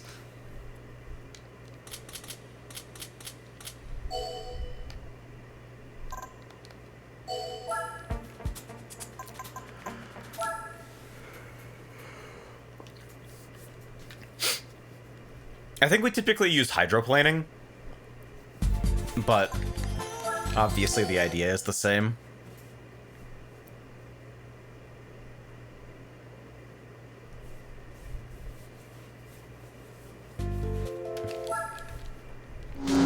You know, the completely blacked out webcam is kind of like, nah, simply perceive me as that image up there. Pissed off robot listening to a sorting algorithm.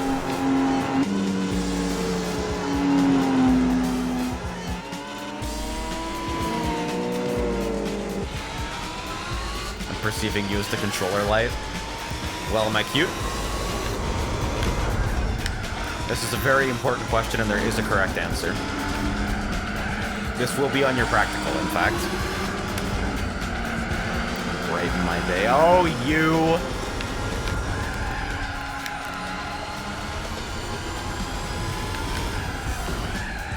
How charming.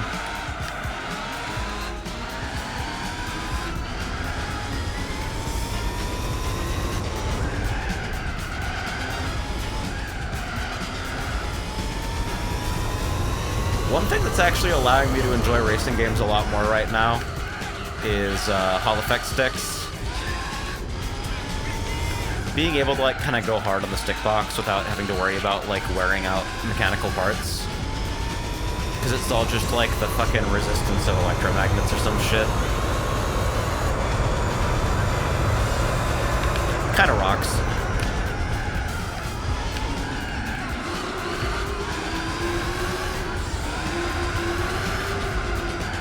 It's amazing that so much of the difference that I perceived was actually the tires. I mean, obviously the performance of the tires is extremely relevant, but I just didn't expect the variance to be so high.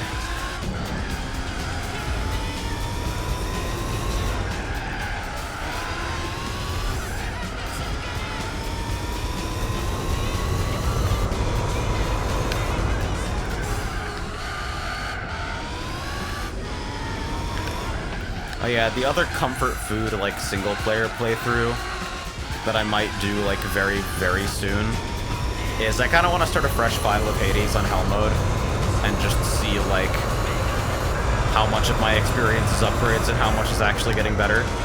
See how much pain I experience going to the ending.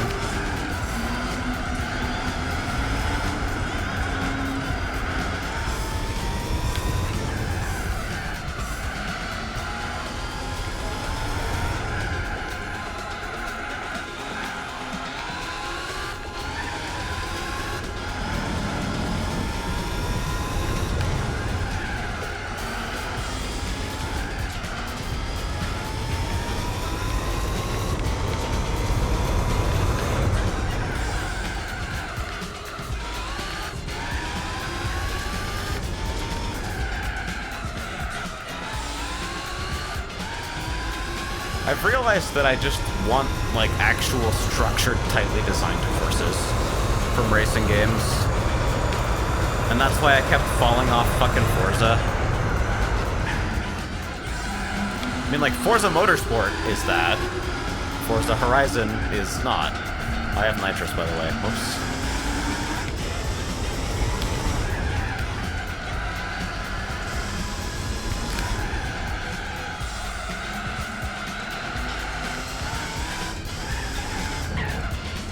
The grooves displace rain to retain grip. Sport tires drop to about half grip in the wet. Racing tires have a tenth of their grip in the rain. Ah, I see. Thank you for explaining.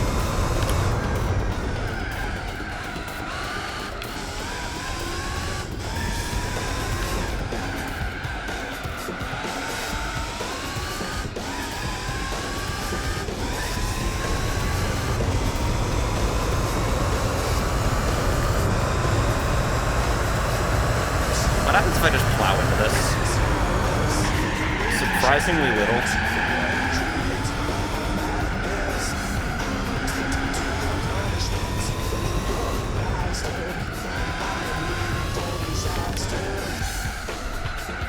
I was wondering the same thing. Yeah, it's like with a 33-second lead, you can afford to wonder, what if I did something that just killed me?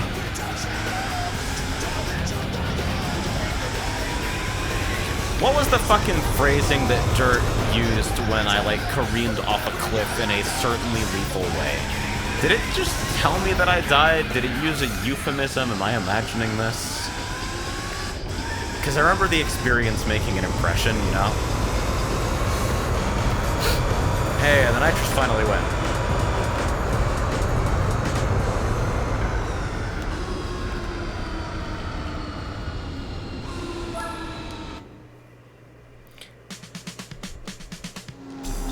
Horizon 1 has structure to it, but with cozy open world, and 360 emulation is far enough to do it perfect, besides some minor graphical bugs. Man. All Xenia needs is like a little bit lower audio latency, and I will start fucking grinding Mushihime-sama, like, tomorrow. It's weird how good Xenia is.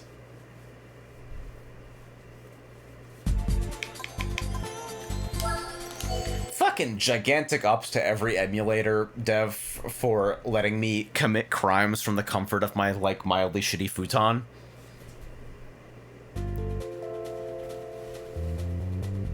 Like, pour several ones out.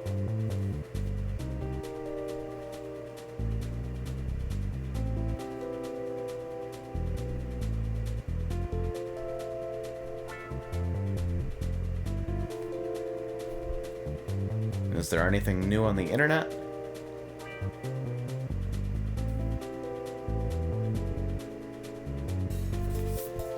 Some things.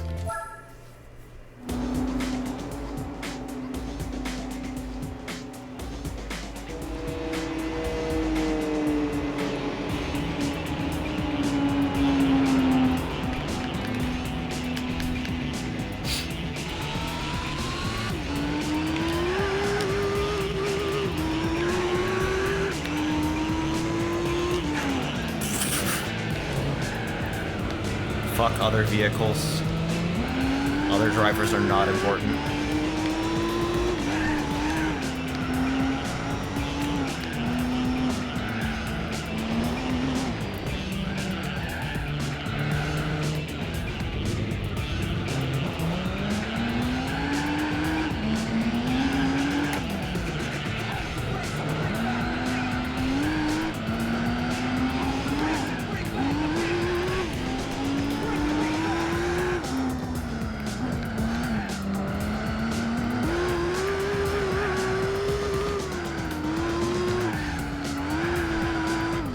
I don't really feel like I dropped out of college for the correct reasons at the time, because, like, when you're 17, nothing about your plan for your life makes any sense.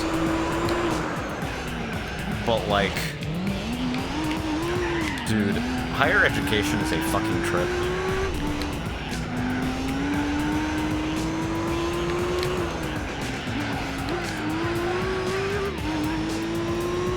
That kind of, like, block of life commitment was just not something that I was prepared to take on at the time.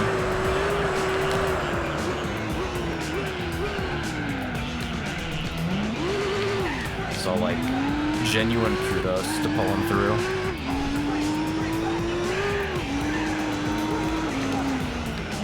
That is highly respectable behavior.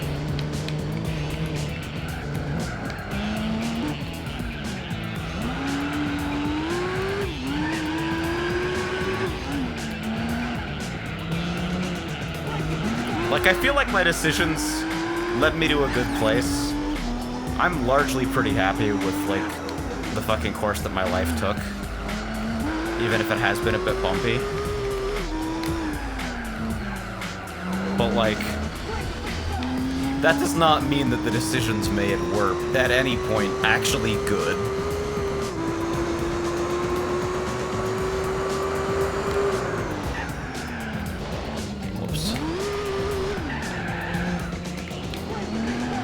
I apologize for impatiently switching camera views as if it will actually make me better at driving. I'm just fascinated with the way that, like, the information displayed on your screen actually affects your perception of the game.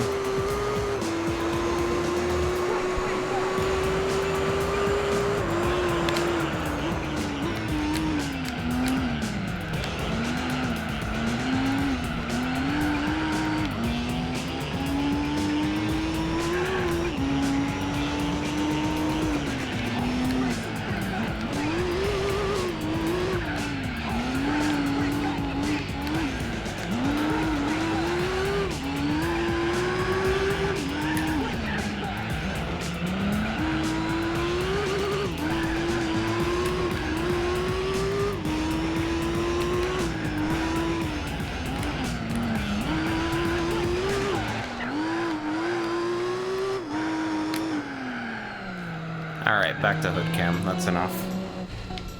Oh. I think I accidentally made my right trigger into a turbo button. So that's a feature that I now know my controller has. The fucking controller light started strobing at me. Just fucking turning in.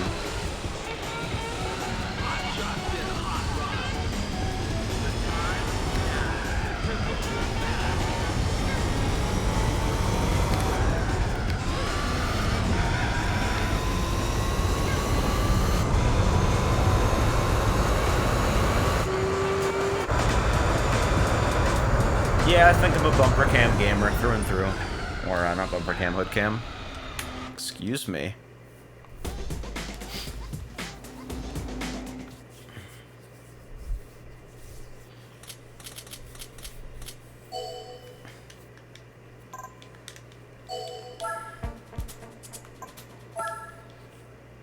It's so fucked up that we force teenagers to make, like, serious decisions about their lives. Like, if you went through the school system, you don't even know what type of person you are yet. You haven't had enough time to self-determine. Because you're in the child prison system from 6 until the point at which you decide what course your future takes. What the fuck is that all about? All cars permitted championship race, huh? Maybe that's our aim for next time. Let me give the, used one more fucking scan, though.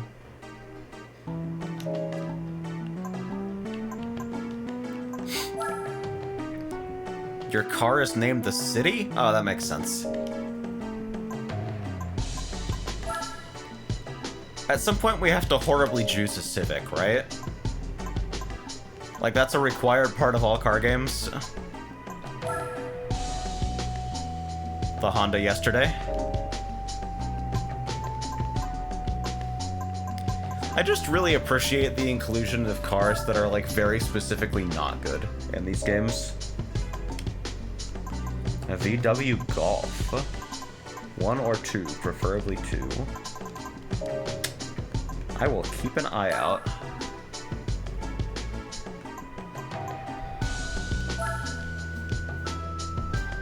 like you have actual cars.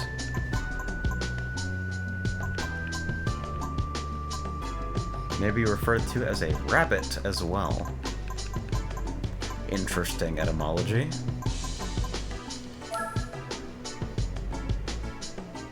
That is a fucking nose, alright. Nothing is faster than the speed of light except a Dominican in a Civic with a laptop. Yeah, there we go. We got there. Oh yeah! I feel like I have to have one of these just because, like...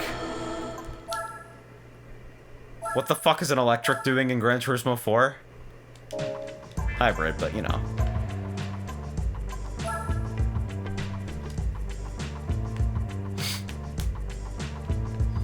Making the term golf less desirable. I see. Carlton. Again. Bright yellow Honda Civic. Excellent.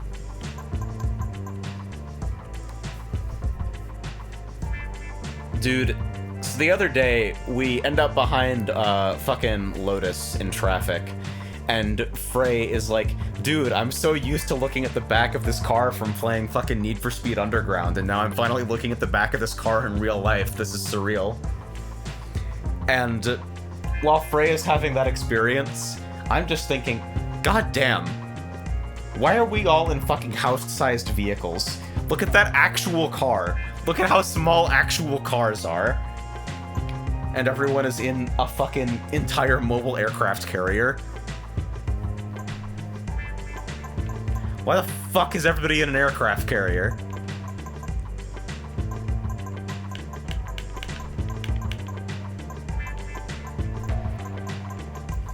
It's like you forget that cars cannot be the size of entire nation states after living in the US for too long, I think.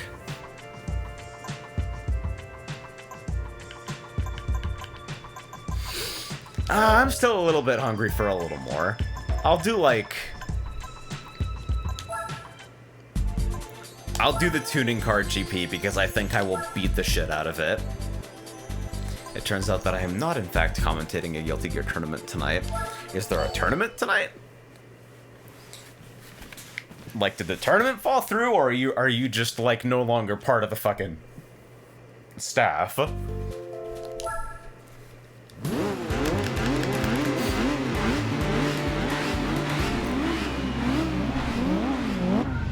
Tournament fell through. Ah, shit. Like, that's better for you personally, because it would be really shitty if organizers, like, flaked on you in that way. But, like, when entire events just don't pan out... Hold on 1 second, please.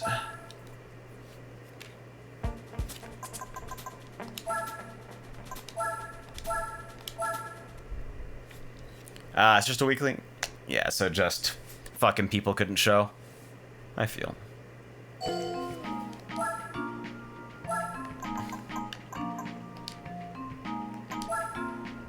I will abandon Tuning Car Grand Prix because I believe it will let me enter in racing tires.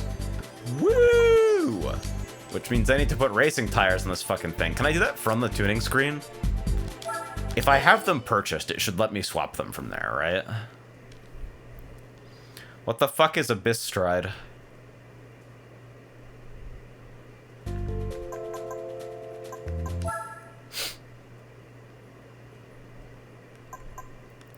Alright, tire type, racing. Easy. Fucking game is not that hard.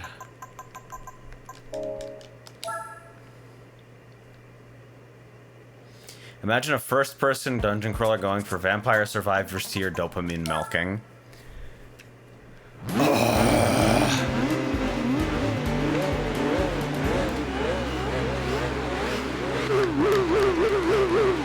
Did I already say goodnight to March? Am I having a stroke? Fucking...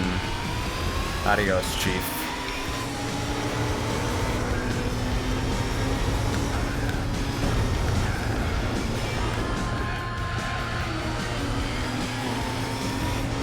Yep, you put on racing tires and the car is just better.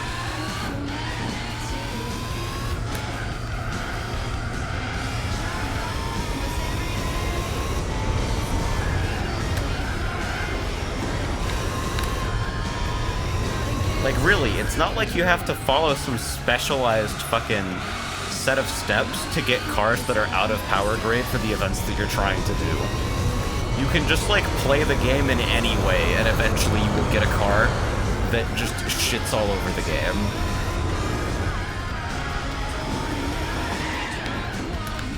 But, like, there is a reason that when my dad 99.9%ed this game, there was one thing left.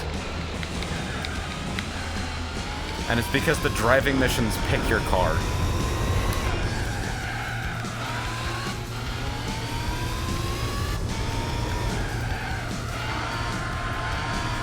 This is the guy making the music was working on a 2D Tales of style game where he made a combo video during dev and added Ryugi Shiki as a test character.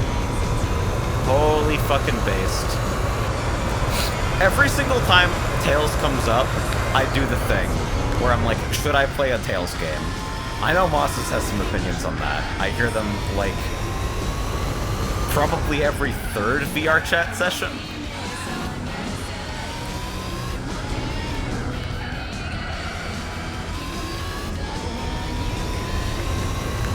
I don't know if I have the heart for a full-ass RPG. I mean, like, apparently I have the time for a car RPG. But, like, is anything in this game actually connected together, really?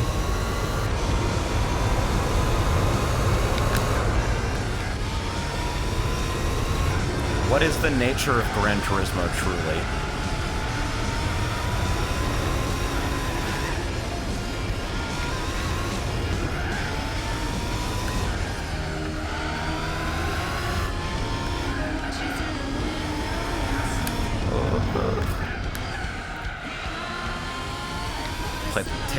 Played Tales of the Abyss on stream with an old Tumblr friend group a million years ago and made a bunch of in-jokes about the main character's hair. Hell yeah. Dude, remember streaming games to your friends, like, 10, 15 years ago? 15 years ago, fucking as if. But, like...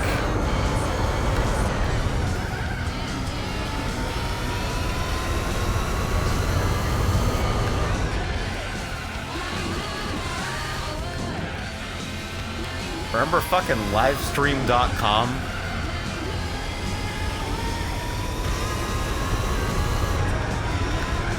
Livestream.com is where Tyrone Sama comes from.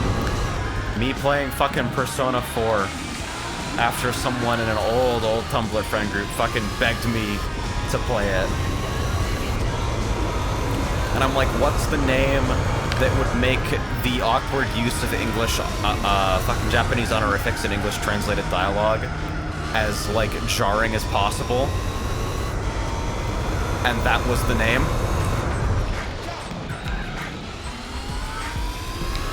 And then it was much later that I realized that anime fans are fucking racists. And that association was unfortunate.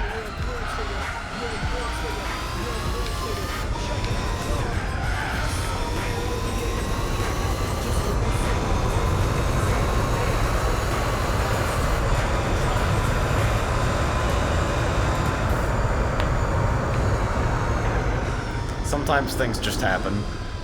We all know that if you went back in time, you'd make the correct choice, which is to name the main character Hot Pants. That's respectable. Dude, I was in the Homestuck hole when that was happening. I don't know if anything about any of my choices on any particular day was even remotely in the, like, general area of correct.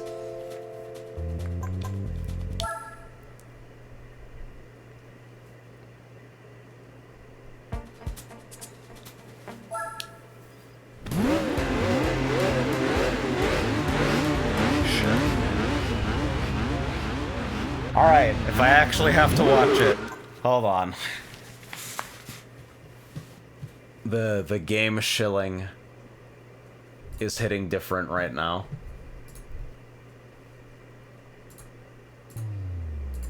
But what if I don't want new thing? What if I'm busy with old thing? Okay, the first frame of this trailer kicks ass, so hold on.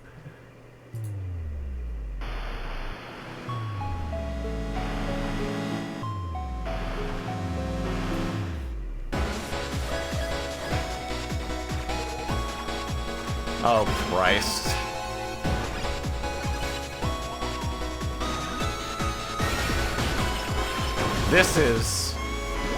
This is very, very juiced, isn't it?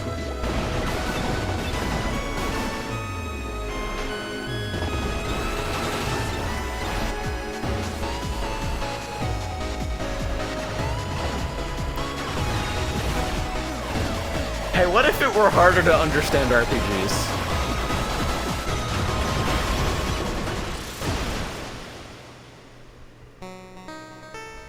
Is it a roguelike that's actually like Rogue? I don't know about that.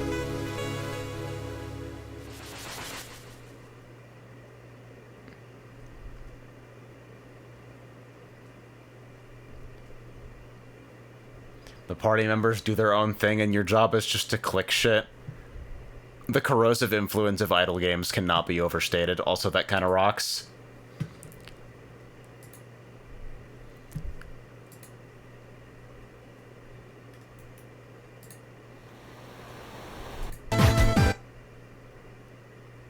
Man, oh man.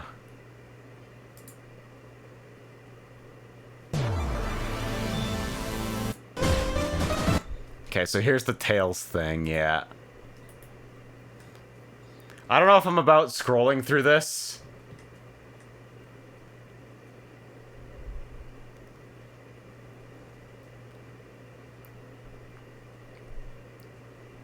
Holy shit, there are videos on this channel from 14 years ago on fucking Windows Movie Maker.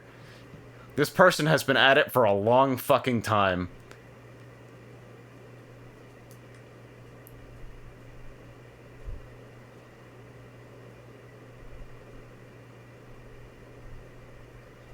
Alright, respectable. You want to know something I found out yesterday? I won't know that until you tell me. Then I can decide whether I wanted to know it or not.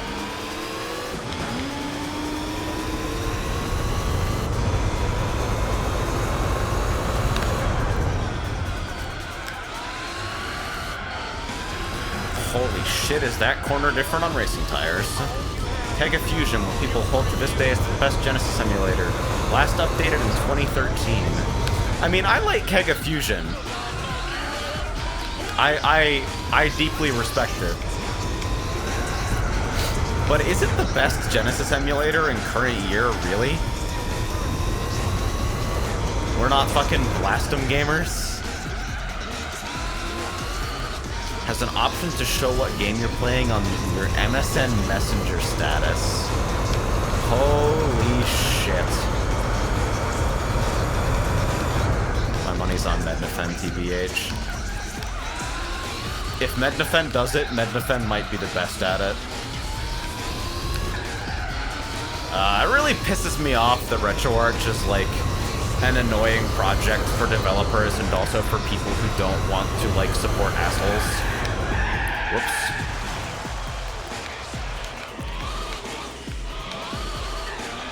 Because RetroArch is so fucking good as an idea, and also, like, there are things about it that are irreplaceable in practice.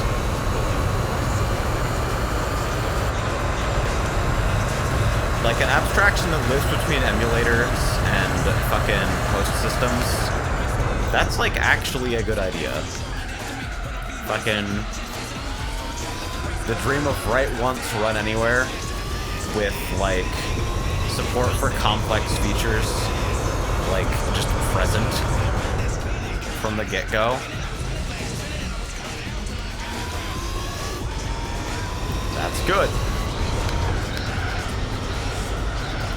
Fucking run ahead for everything. Hard GPU sync. Fucking window presentation that is not ass. Points to every version of PCSX2 pre, like, the current rewrite, where you could just not get it in exclusive full screen no matter what you did.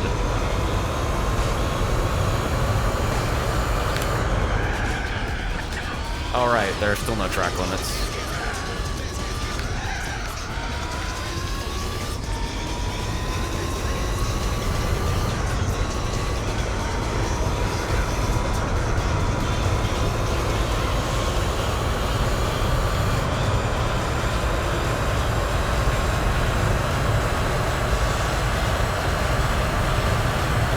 So let's see, if I brake at the normal place that I brake on this corner, going 200.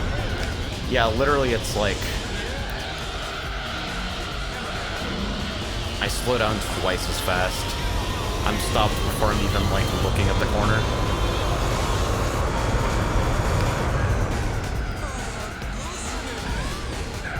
Track limits are imaginary, they are all in your head.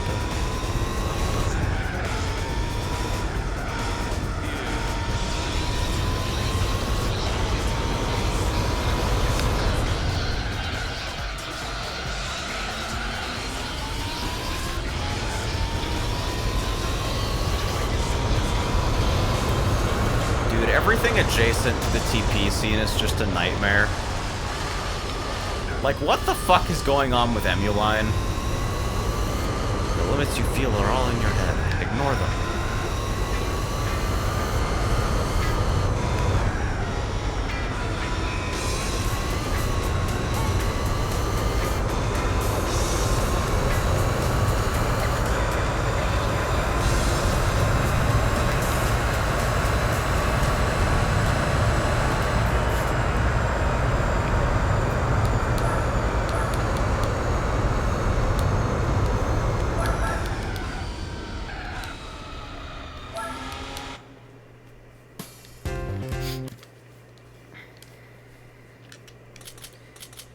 There's actually kind of a cute libretro project that I didn't know about, and I keep fucking forgetting the name, but it is like a drop-dead simple libretro implementation, a front end, that like, its actual philosophy is Q, can you add X feature? A, no.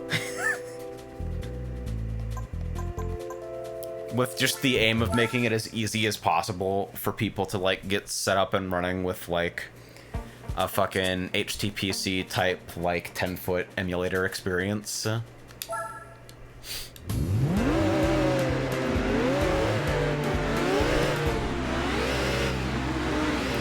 I respect can you add X feature? No. I think that philosophy fucking rocks.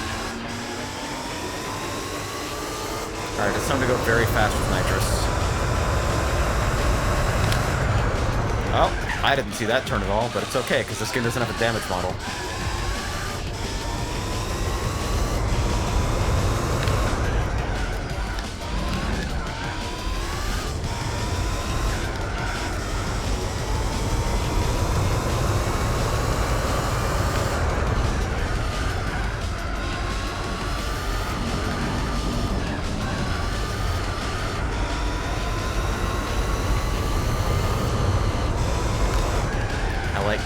X feature, I will do it if you pay me. See, the reason I like no is because, like, the intent behind the no is we want to keep the code as maintainable and as straightforward as possible. So unless your feature adds a ridiculous amount of value and very little complexity, it's just not worth it when the aim of the project is to be, like, incredibly simple and other more complex solutions already exist.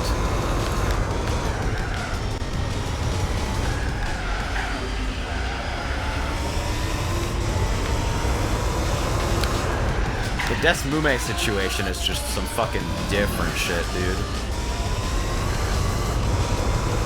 Wait, why did I fucking launch like I fucking BLJ'd down this highway? Did you guys see how fucking quickly I accelerated?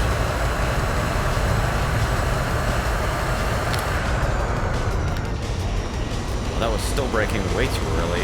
I have no sense for where I am relative to this turn.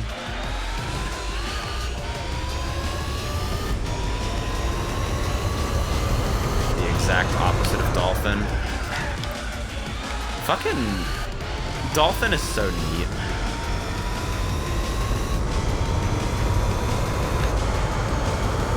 I really hope the fucking Brawlback people figure their shit out. And while I'm at it, I hope the motherfuckers trying to put Rollback in Ultimate succeed too.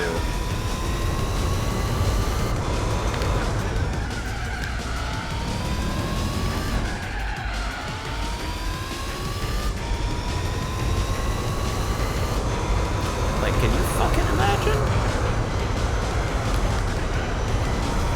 I don't play a lot of Ultimate because I literally can't. But like, all the design problems I have with that game are largely theoretical because I do not and cannot play it in any sense that is acceptable. I would play the fuck out of that game with almost everyone I know if I actually could. Like, when Brawlback comes out, y'all are seeing me in Cobalt Legacy, right?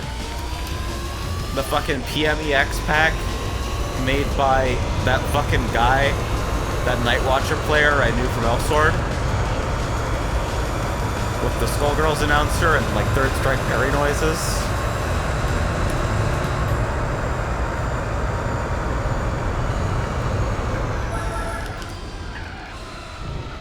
Oh yeah, the fucking Star of David Waluigi. I remember seeing that and not understanding it and being slightly worried.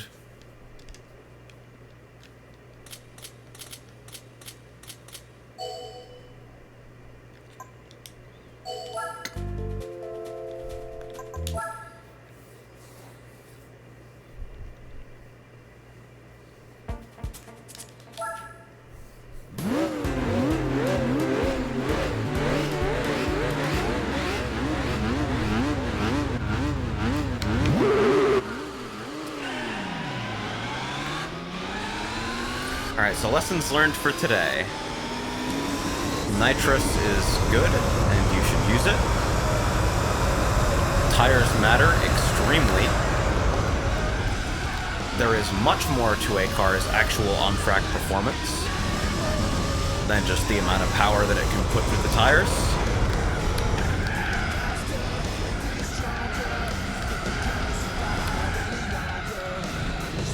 The assists are not always against you, but you should do your best to transcend them anyway.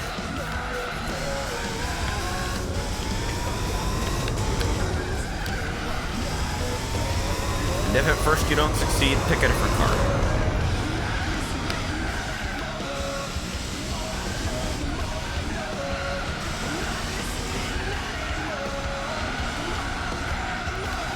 Also, when you're losing grip and still trying to turn, don't. Just fucking brake, idiot.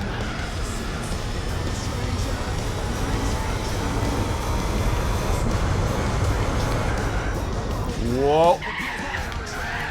Hot. Thank you, fucking traction control. I don't know what I would do without you. Actually, I do. I would spin out.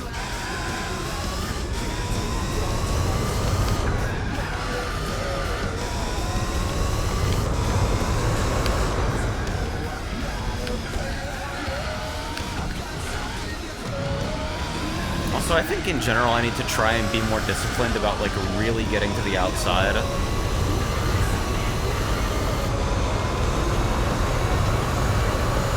But I'm a little afraid of that because like there's curb to the outside and shit like that.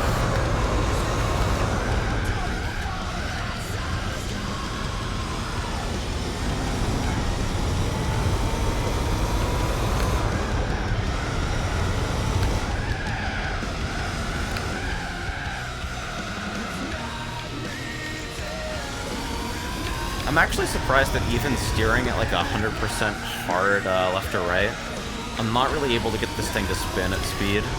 And I don't see the assist lights going off either. Is that just the tires? I mean, obviously it's never going to be just the tires. It's going to be a combination of a bunch of things, but...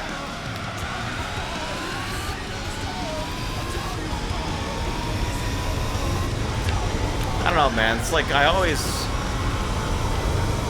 feel like I get rambly when I play this game because I am just fascinated by cars as like mechanical devices from the perspective of somebody with absolutely zero knowledge.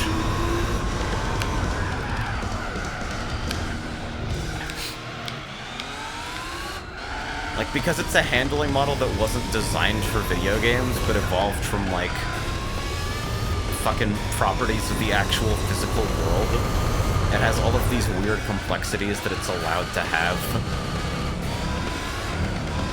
Yeah, also I died, but, you know.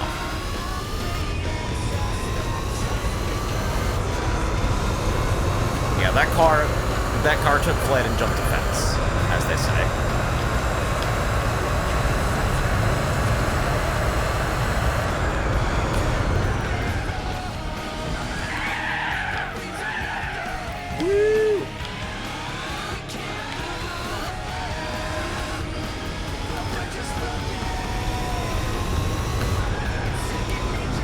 So this is gonna sound really dumb,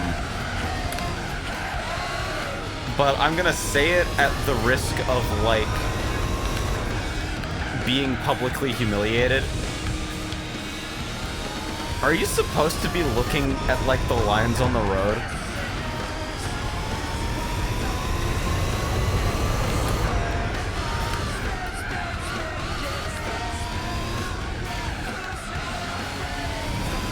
I'm leaving that question open intentionally, by the way. Can I ask you a fast food related question? Always. I cannot guarantee a satisfying answer, but you can always ask.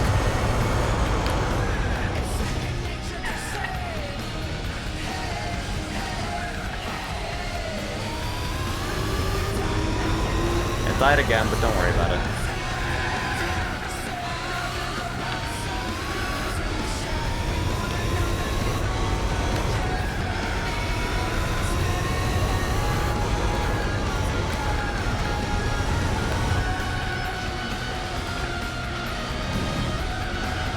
Like, I usually play games with a very different camera perspective than this, so I'm not used to having the problem where, like, the actual visual content of a turn takes up so little space on my monitor that I can't really tell where it's at. But that problem seems to be significantly lessened if I look at the lines and not at the turn.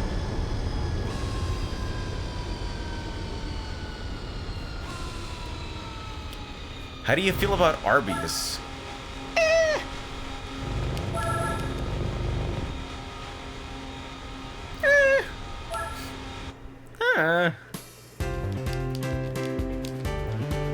I don't think I'll ever seek it out, but, like, I'll eat it.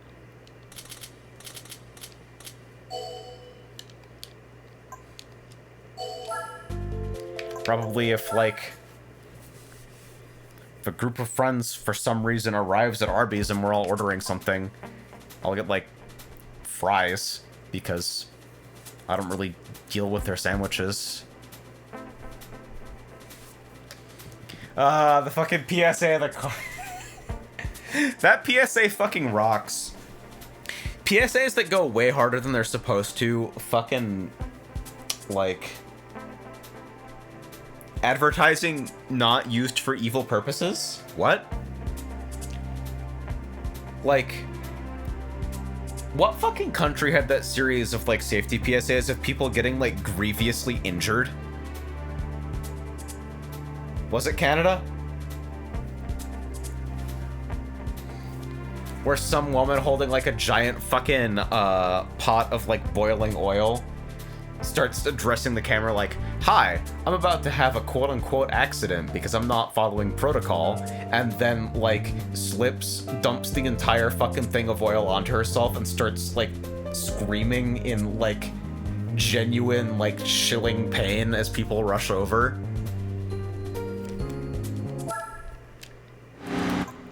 I'm not gonna open that one, by the way, because that's not the vibe I want for tonight, but, like... yeah, the prevented ads. That one always lives in my brain next to, like, the mom just falling through a glass coffee table.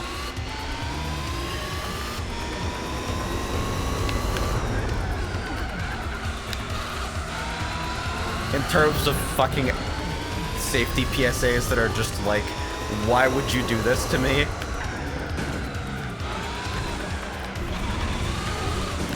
This is awkward.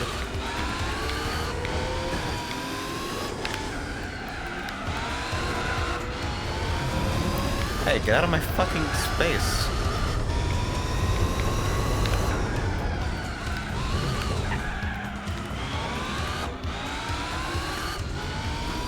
Now, fortunately, I'm just faster than everyone. But, like... Man, this track is fucking nice. I feel like there's a really nice balance of, like, different skills.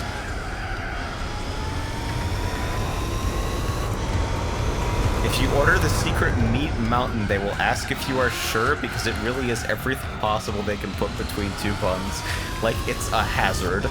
Congratulations, you have just concocted a more successful advertisement for Arby's than anything I have ever seen in my entire life. I am transfixed by the idea of the meat mountain, and I need to see it immediately.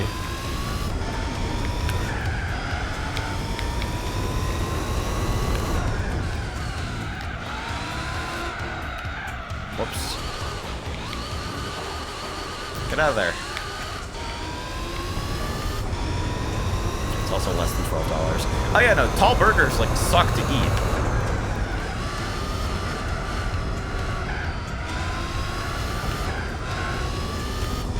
Like, all you need to do is add onion rings to, like, a double, and already it's like, this is a fucking spatially inconvenient sandwich.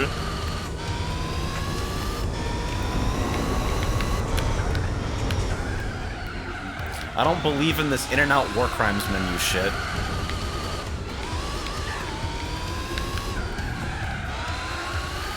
Meatball subs. I have never had a meatball sub that lives up to the meatball sub. It's just like... I feel like science should have found a way to prevent soggy bread. You know?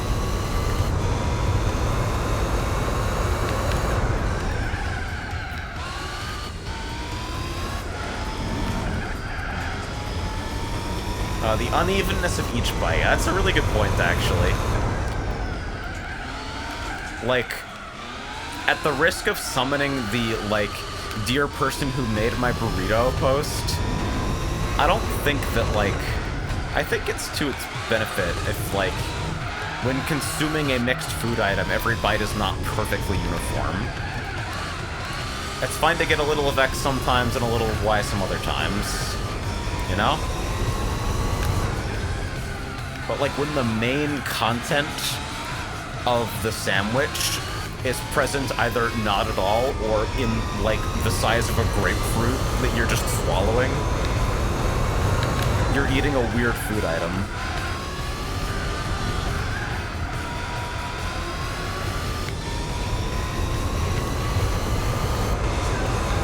Wendy's T-Rex.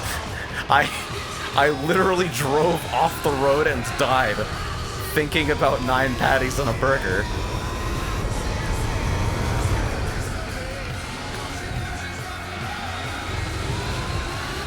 That is completely insane.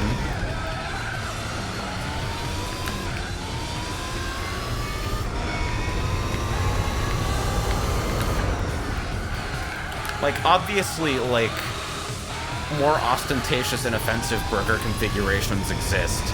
But, like, you can get it at a Wendy's. Wendy's is, like, somewhere normal. Wendy's is somewhere you can, like, walk to.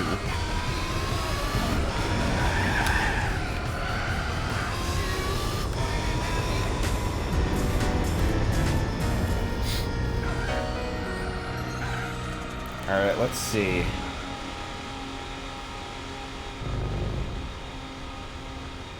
Wendy's T-Rex.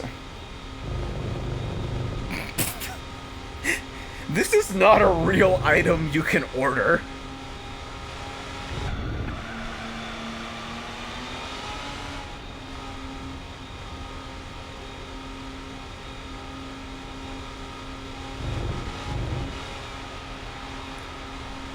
What the fuck? I am... Okay.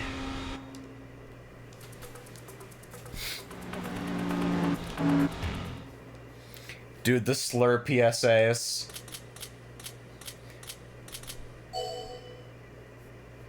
That kid in the shades saying it with his whole chest, with his heart in the message.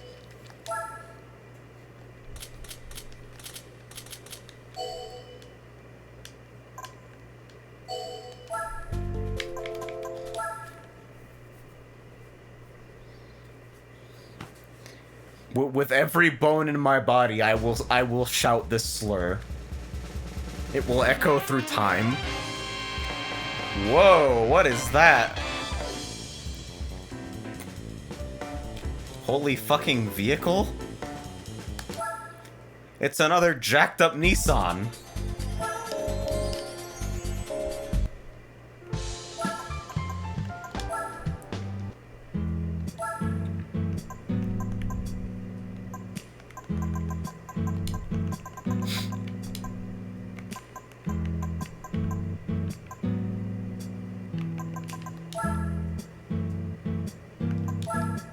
Just curious. 759 horsepower baseline.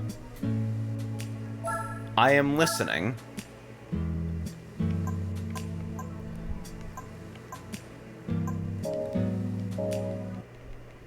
Please tell me more about this mystery Nissan.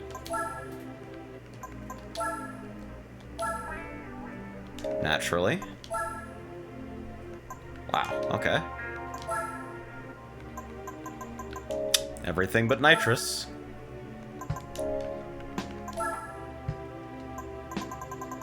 It simply does not need to be customized. Fuck yourself. Oh. Alright, so there's a car in this car.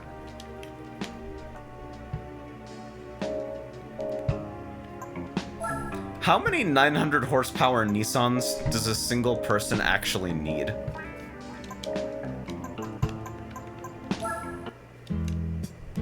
I figure that can be for a rainy day.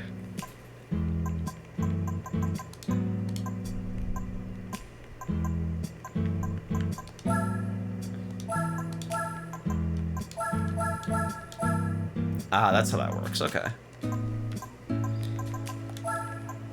And the Daihatsu Midget at 12 horsepower. Hold on. Will you all please humor me for a moment?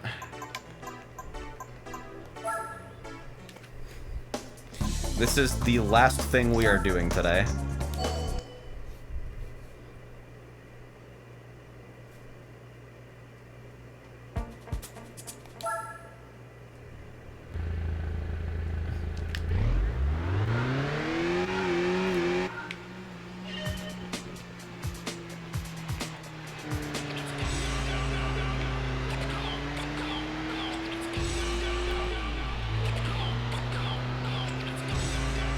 The real driving simulator.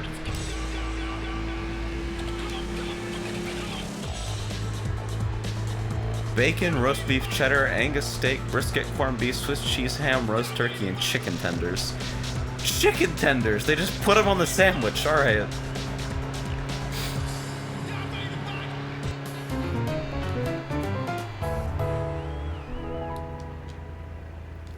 You go, little midget. I appreciate you. I think you're trying hard, and I think you're great. Please Google the Meat Mountain. Okay. Fine.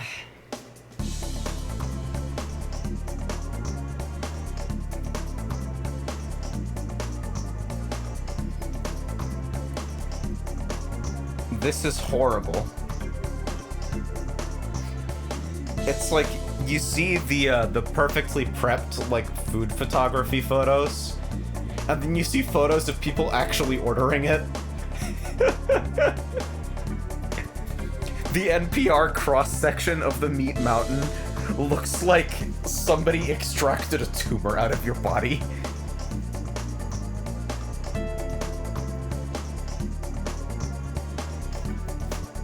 Meat Mountain calories.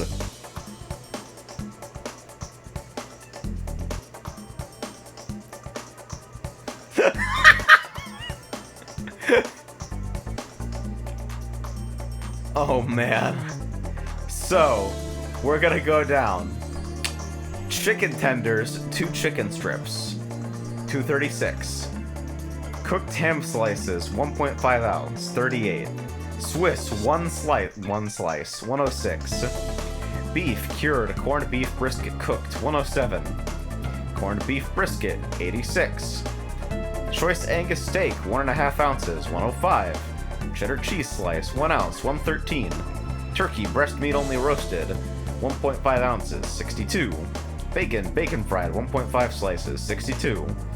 Classic roast beef sandwich from website, 1 sandwich, 360. 1,275 calories. Now, this next value doesn't have a unit, because like 1275 is like ridiculous for a sandwich, but like it's not actually ridiculous, right? Like it's within spec. We've seen dumber. The actual number that I'm looking at without like a labeled unit: carbs 55, fat 67, protein 108, sodium 3,536?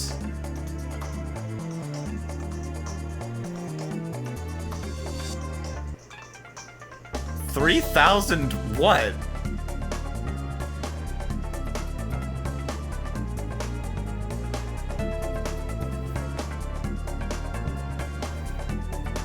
That's just not okay.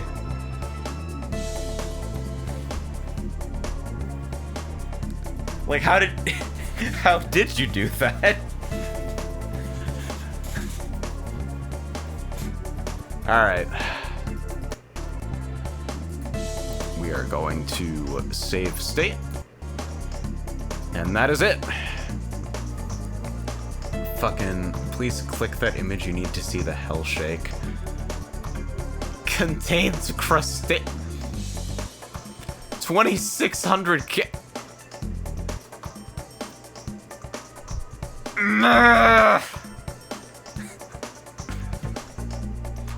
260.